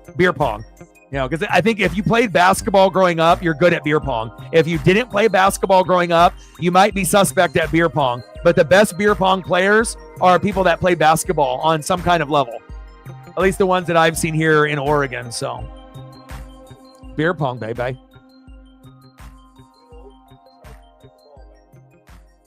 all I keep doing too. It's like these guys do this so well. They're not just trying to kick a field goal. They're in that range, right? 17-16 Chargers.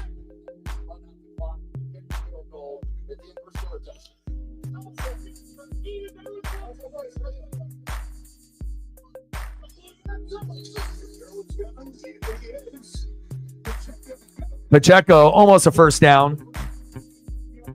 Yeah, you know when it's a crazy year is like when I have literally like maybe the best week of the year, and then Megan doesn't even play, and she's gonna beat me.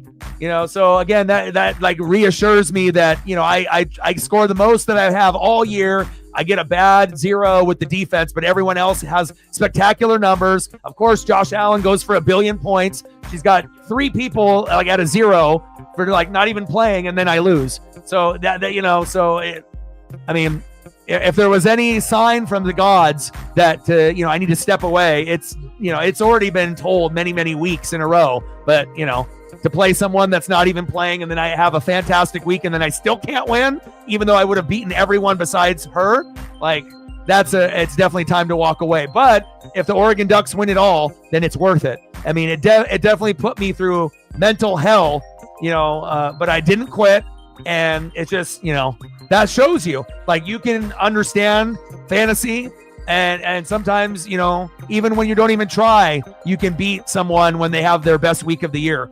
I mean, it's just fucking cruel, but that's just how it goes. Handoff up the gut. First down, Chiefs. Inside 24. 2:28 to go.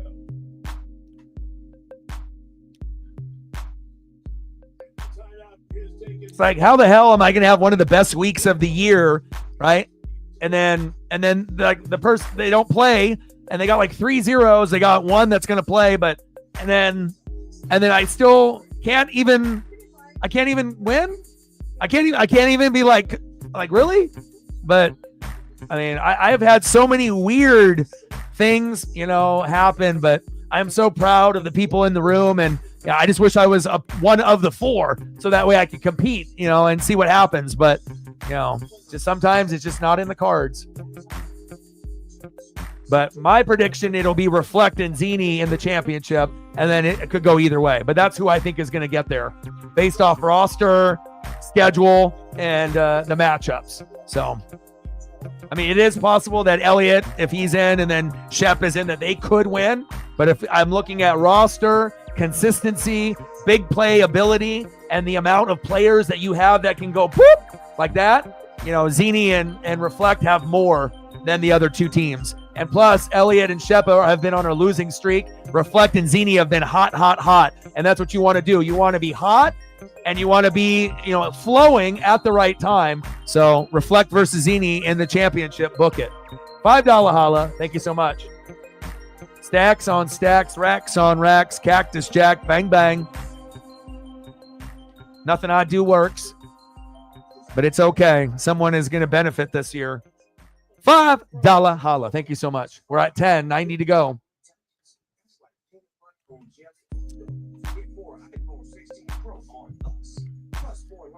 Yeah, and the funny thing is like, at one point in the day, I'm like, cool. It looks like I'm gonna win, but it's like I was really hoping that everyone was gonna try and everyone's lineup would be correct, where you actually didn't have anyone that was injured or on a bye week in your lineup. I want to be able to win against top or at the bottom. It doesn't matter. I just want to be able to compete.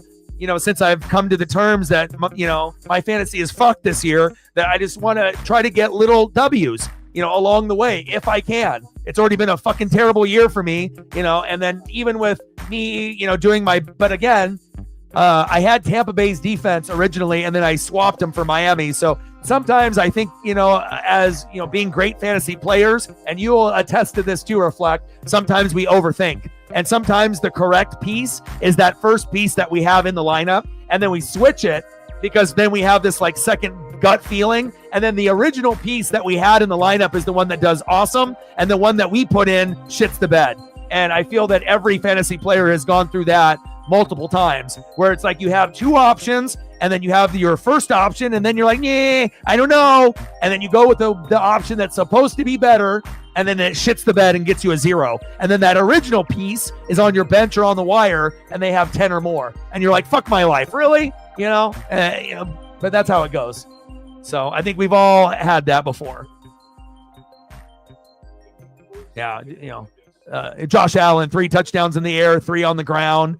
No one's ever done it in NFL history. And of course they do it when they play against me. Like, I always get everyone's like insane Hall of Fame NFL effort every week. Like, can't I just play someone that just sucks, or they're a good team and they just shit the bed for a week? Like, don't I deserve the feeling of someone else shitting the bed? Why, gosh, but that's fantasy for you.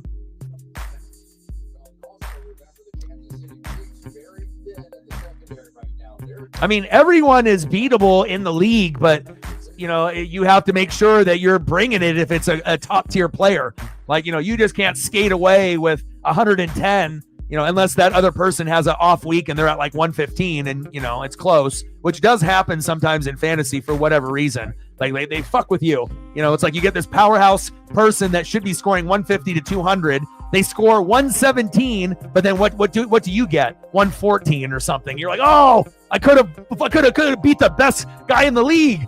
But it just, I don't know how it does it, but it seems like, when you end up having a matchup, it's either really, really competitive, high scoring, or you end up matching up pretty close for whatever reason. And then there is the occasional blowout. That happens.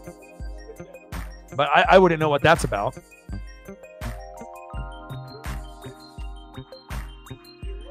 Yeah.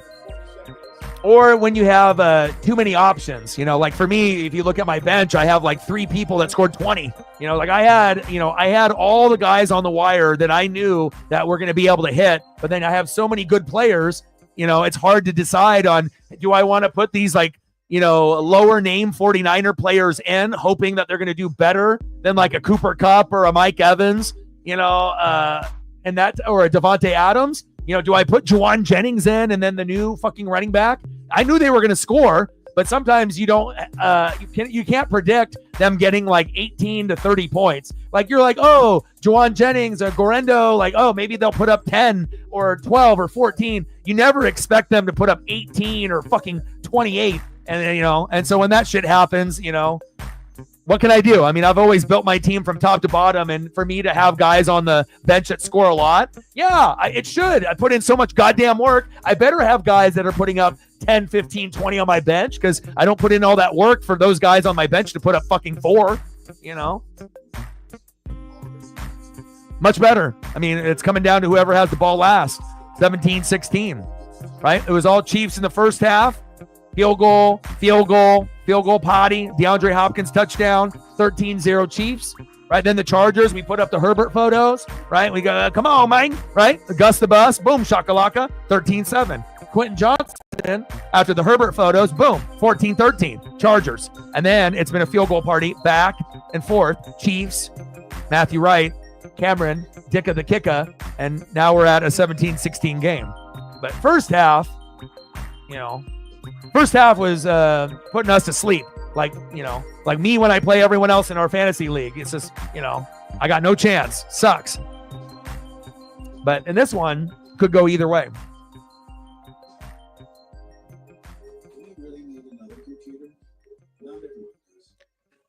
It's like Sam Darnold, 5 touchdowns. I got more touchdowns this week than almost any week that I've had. And, even with that being said, I still can't get a victory. It's like, how do I lose with 35 with Darnold, 22 with Connor, 14 with Pollard, 26 with Adams? Evans made me lose. He only got me 10.9. Jonnu Smith was at a 0 all game and then got 13.4. Cooper Kupp with 20. I got a 0 with Dolphins D, you bastards. And then Bates with 11. Gorendo, 26.8. Jennings, 28. Mahomes, he's at 14. Shakir, 22. And MVS, 9. Mark Andrews and Broncos D on a bye. Hopefully he never retires, because that's my favorite driver. So I need him to drive until he's a fucking old man. Chase Elliott, I want him to drive until he's a fucking grandpa. So I hope he drives forever, as long as he's competitive and he wants to do it. All right, 3rd down and 7.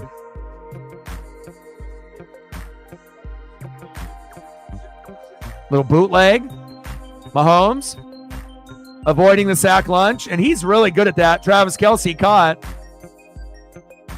First down, Chiefs. And if you notice, when people play the Chiefs, they get very, very close to sacking Mahomes, but then they don't.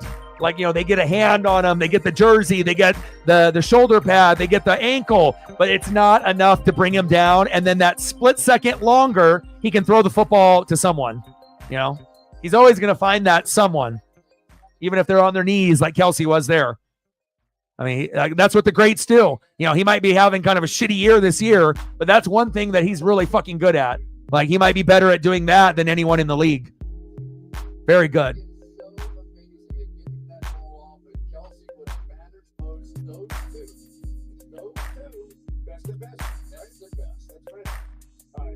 Yeah, and it always sucks when you have like a top end players that shit the bed. Like, it's like you could put a lower name guy in, but when you have a guy that's traditionally been good for week in and week out, and then all of a sudden they have their shit game or they get hurt, it's crushing.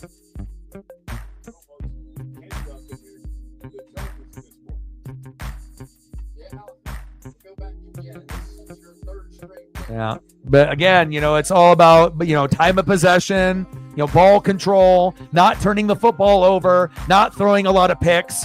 lately, less in the, now than it was early on, now having Pacheco and Hunt back, and just, kind of playing it safe and vanilla, boring, not really hitting you with a lot of explosion plays, but, just kind of dinking and doinking their way to, first downs, and it's not really sexy or pretty, but just enough, to win the game. And that's what we've gotten out of the Kansas City Chiefs this year.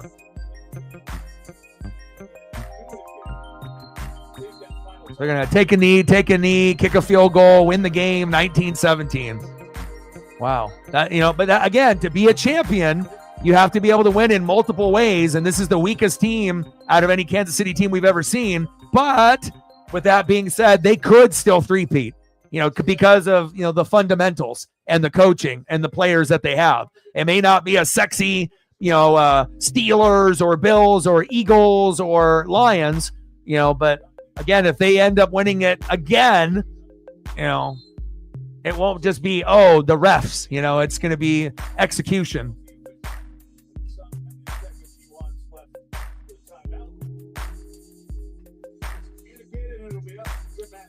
Kind of sickening, I think, if you're an outsider looking in. You're like, can't they fucking lose? If you're an outsider, it's like, God damn it. Like, so how many times are they going to win like this? Can we just get someone else? And then you don't even care who it is. You get to a point where it's like, whatever that top dog team is, you just, unless it's your favorite team, but like, you're just like, okay, somebody just fucking beat them so that we can move on and then, go somewhere else or whatever, and see how others are doing. But, that's what the greats do. They continue success on an elite level with consistency.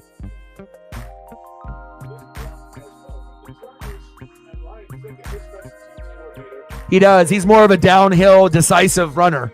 I will agree to that too.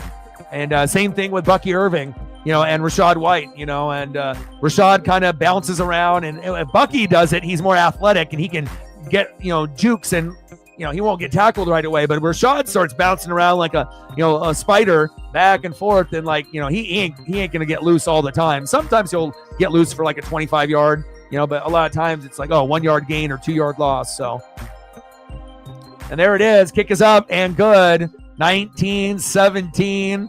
And your favorite NFL team won again. The Kansas City Chiefs. All of y'all in the room. You guys love KC. You love it. He fucking doinked it and it still went in. And that's when you know this world is upside down like Stranger Things. I can't win a game in fantasy, and the Chiefs are just winning by the most ridiculous ways on planet Earth. Wow. Doink, doink, doink. Bing bong, bing bong. But that's how life goes. I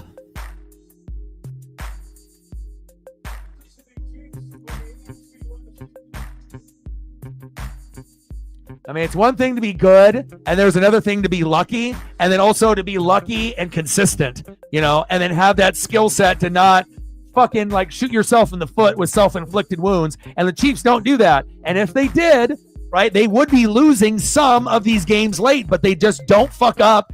And that's due to Andy Reid and the coaching staff, Wow.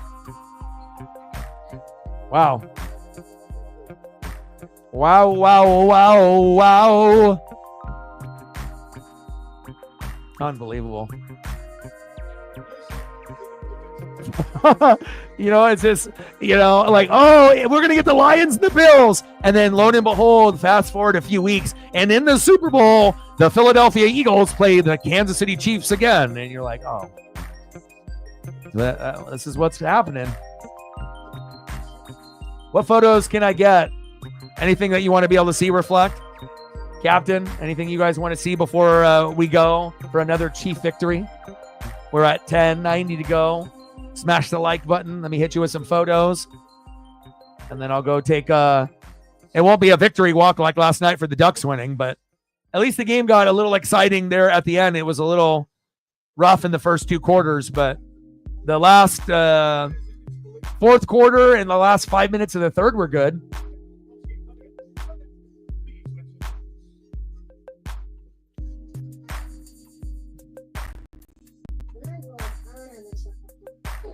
Yeah, and drafting really well. True that.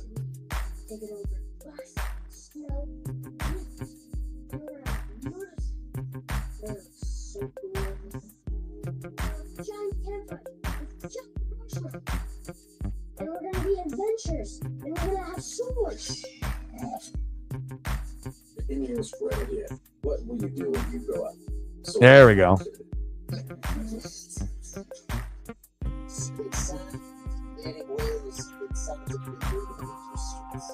So how are settings?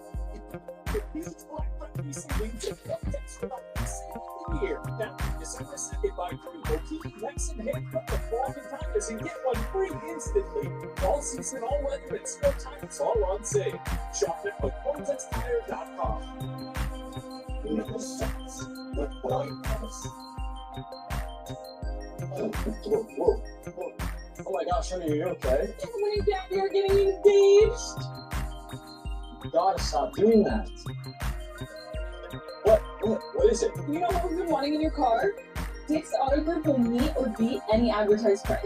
Now that's something you got to do. That's right. At Dick's Auto Group, we will meet or beat Now we'll get some Chardonnay up. from anywhere.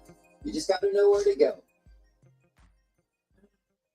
It's go time. And at AAA, we're here for it. Here for front row seats and backyard barbecues. All right, take care, bro. The spontaneous road trip and the love Chardonnay. vacation. With free commutes, awesome adventures, and great escapes. From camping under the stars to 4-star hotels. Here where you need us most, with the best roadside assistance, like we have been for more than 120 years. Wherever your journey takes you, we're here to power it. AAA, here for you.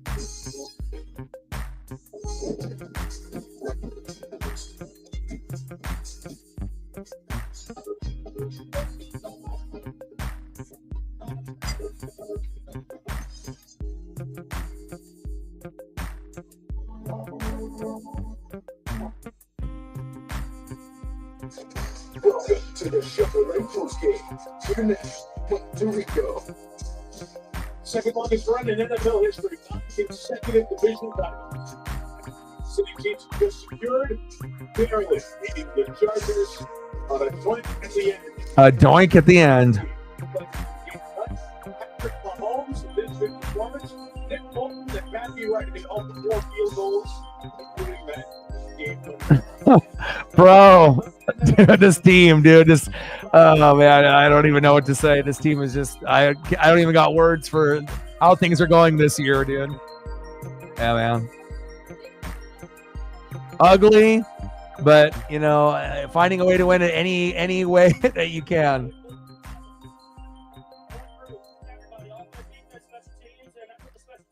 Yeah, I mean, you know, Patriots, you know, we had to deal with that. You know, and again, it's like, I think it's the simple fact that, you know, used to seeing the team on an elite level, and this is like the worst team that we've seen, but it's still finding ways to win when I think people are ready for other teams to move on to take the spot, but they're just still fucking hanging on by a thread, but they're still hanging on, you know, and I think people are ready for the Bills and the Lions and the Eagles and others, but they just won't fucking let go. You know, they just keep fucking hanging on, right? Yeah.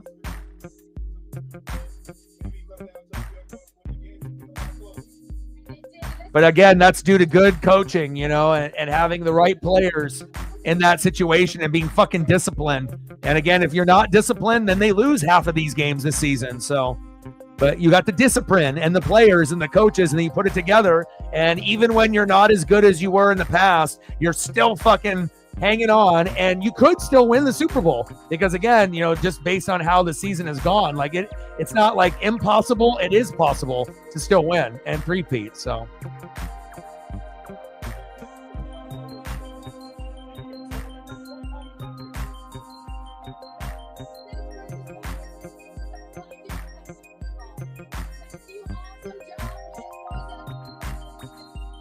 Yeah, but Chiefs fans, they know that. They know that the refs have called, you know, it's not like the Chief fans, you know, are they don't know. They're watching this fucking team look like a shell of themselves. You know, you don't think that they know that this is embarrassing, but at least they're winning, you know, and again, you know, it's like they're the top dog, and, you know, everyone wants them to get knocked off already, and it's just, they're not doing it yet. And, you know, that they know that the refs have helped them, you know, but when you're the beneficiary of the refs helping you, and you're the best team in football, which most of us don't get to experience, you know, then it's, what are you supposed to do?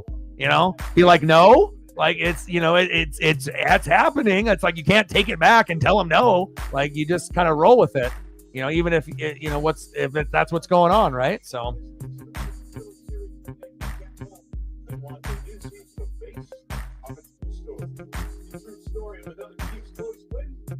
Sunday Night Football Finals. The guys coming for you right now on Peacock. Any other photos or anything that I can get? Anybody before we call it a day? And then I'm going to go take Paisley on a walk, eat some dinner, and then we're going to do the broadcast tomorrow, which is going to be the Bengals and the Cowboys. They're going to do an animated version with the Simpsons on Disney Plus with Homer and Bart and Marge and Lisa. So I'll probably do a split screen with that and the game tomorrow, which will be pretty cool. I'm excited to see how the Simpson one looks. It's either going to be really, really good or really, really bad. And if I'm able to call the game just based off that broadcast, that would be interesting. But I'll watch both. And hopefully the Bengals make it interesting tomorrow.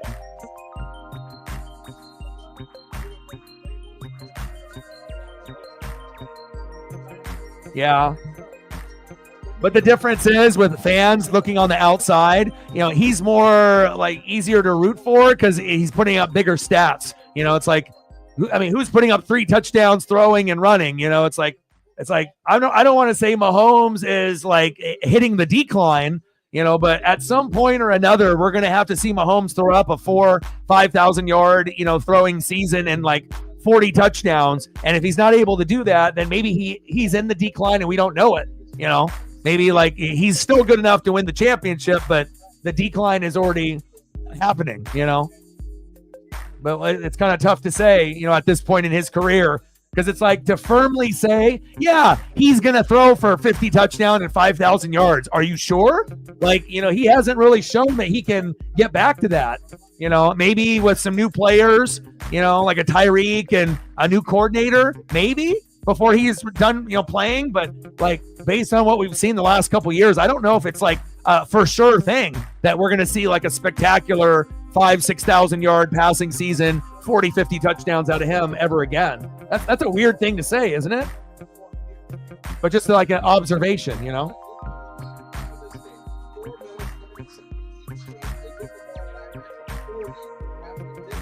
Yeah, but also it's him. Right? You can say offensive line and you can say some of the players, but just some of the technique things that he's been doing with the way that he runs, the way that he throws, his decision making, it definitely looks like he's slower. The one thing that he's good at, right, is to be able to improv. Right when he's about to get sacked, he finds the open man for the first down or the touchdown. He's still really good at that. But as far as everything else offensively, it looks like he's regressed a little. I think that's a fair statement. Because otherwise his stat line would be much higher, right? Especially if we're going to be putting him in the Tom Brady, Peyton Manning, Joe Montana, John Elway category, right? Are we all good on the photos? We'll go through the photos here one last time. And what happened was for Herbert. Look at Justin Herbert in the second half. 11 of 12 he was, 116 touchdowns. He did everything in his power to go get this one. Oh, look at those uniforms. Why not wear those every game? It's a showstopper. It's like normal. Still looks good. Normal. And like, damn, I need to buy that. I don't even like that team as my favorite team, and that is a fire look. Hard to find a look better than that. Just saying.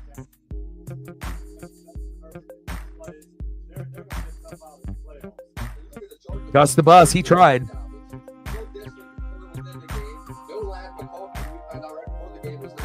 We had to put up the Herbert photos in the third quarter to get the offense going, and it worked.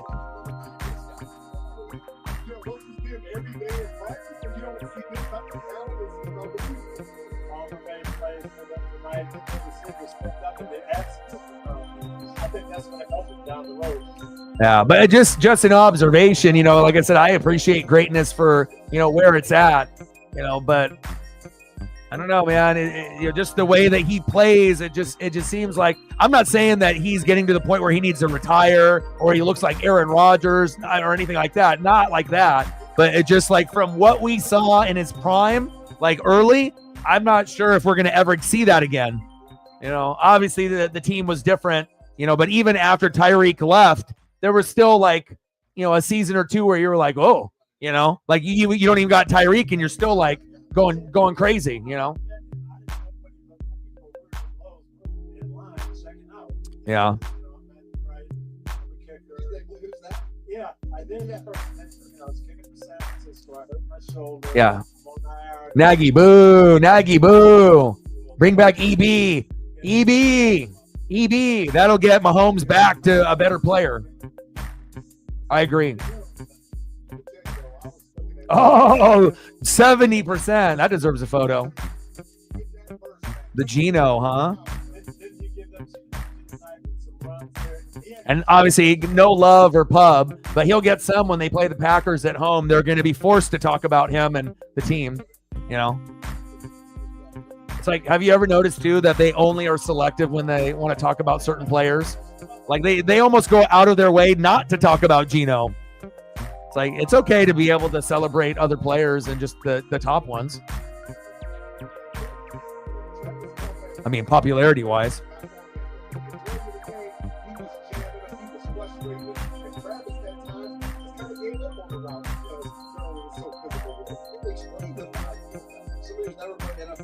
Explain the value of doing that to the best pass catcher, the best tight end. Well, just anybody, period. When you're watching football, I want you to watch the offense and see how the defensive backs will just turn and let them run as fast as they can. But if you slow people down, like coaches, they used to slow them down, and so that throws off the timing. Us playing physical, jamming them, rerouting them. Now it gives our pass rush an opportunity to get to the quarterback. And Kelsey and Mahomes are so much on timing. Yes. And so when now he has to move off track a little bit, now the timing is off. Mahomes has So get open. That's exactly what Mahomes Got him. did. He looked over there at Kelsey. Durham just like this for him. So guess what he did? He had to go elsewhere else. Even a half second late on one of those routes could be the difference. All the difference. Cool seeing a story like that, you know? Underdog, good in college, you know, West Virginia, went to the wrong team early on with the Jets, and then, you know, found his calling.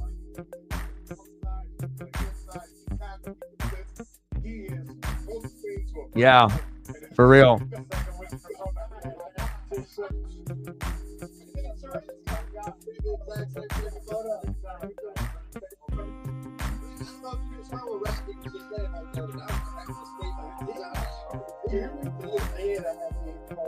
I appreciate that. It's a lot of hard work. My teammates gotta do hard work. You know, but you saw the whole you gotta bring it on. You gotta love it, man. You gotta love it. What was the feeling in that locker room you just came up? And so much excitement, so much love. And just genuine feedback. Good feeling. We had a long season, you know, things that have gone our way all the time, but man, we accomplished the first thing we wanted to do. Yeah, sometimes you got to be a journeyman to be able to find, you know, the right fit for you, like Baker Mayfield, right? Just got to be able to find your true home where you're wanted and you're appreciated and you can be yourself, you know, and then once you feel loved and appreciated, then you're going to give everything that you got. And then you can, you know, hopefully have other players that will do the same and sacrifice. And then you end up putting together a special season where you got a bunch of people coming together that will, you know, ride or die for each other, right?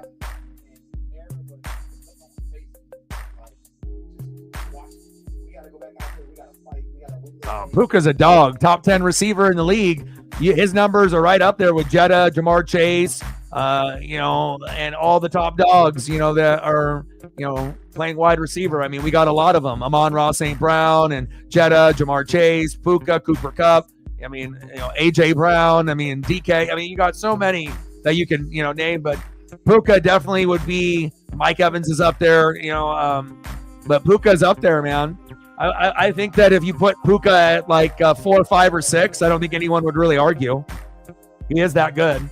Like if you had Jamar Chase and Jetta and Amon-Ra ahead of him or whatever, fine. But I think Puka's on the Amon-Ra level, so you could say Puka is a top 3 receiver with Jetta and Chase, and I don't think too many people, if you've actually watched him when he's healthy, I mean, he plays like a dog, and his numbers are going to be higher than Amon-Ra because he gets more targets, and he can have the big games like Jetta and Chase too. So Puka is very good, somewhere between 3 and 10, but if you had him as high as 3, I wouldn't argue with you.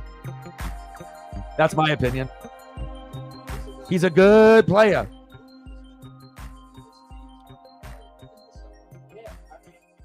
Yeah, but we have no defense though. But I want to win the division 4 years in a row. So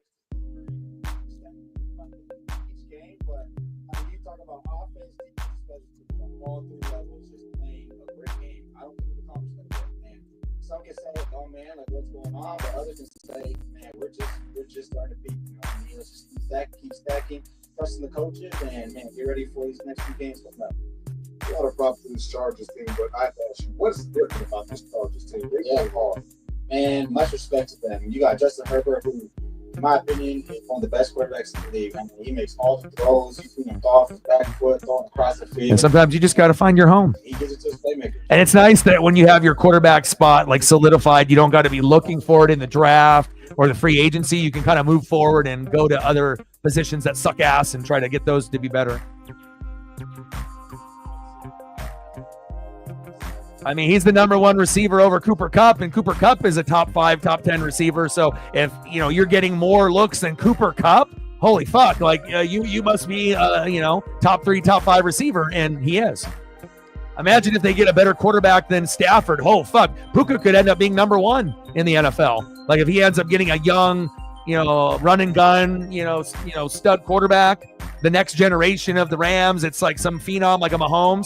Oh, then Puka could be like the guy, right? He's good.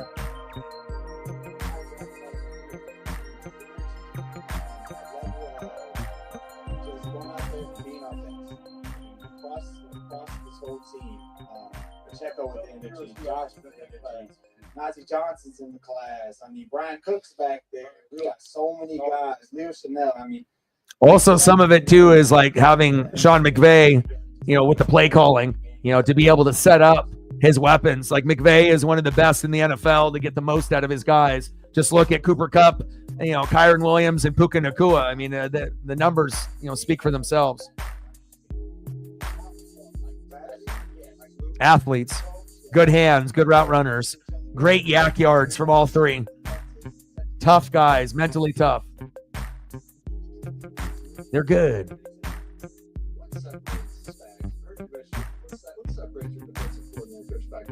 Man, each week something gonna change. You know what I mean? So there's defense, you gotta be on your P's and Q's. And he's just one of those coaches that is just accountable. He's someone who stands up in front of the defensive back room, defensive meetings, and it's just himself. And he owns up when he makes mistakes, and also he's that tough love. You go out there and do what you have to do. So someone that I know coming into the league. Yeah, he is the real deal. And Stafford's old and still putting up monster numbers, so shows you there's a lot of talent on that team and good coaching. All right, I am going to go take care of Paisley and eat some dinner and whatnot. I appreciate every single one of y'all coming through, smashing that like button, and having some good combos. We'll be live tomorrow for Monday Night Football, Bengals and Cowboys.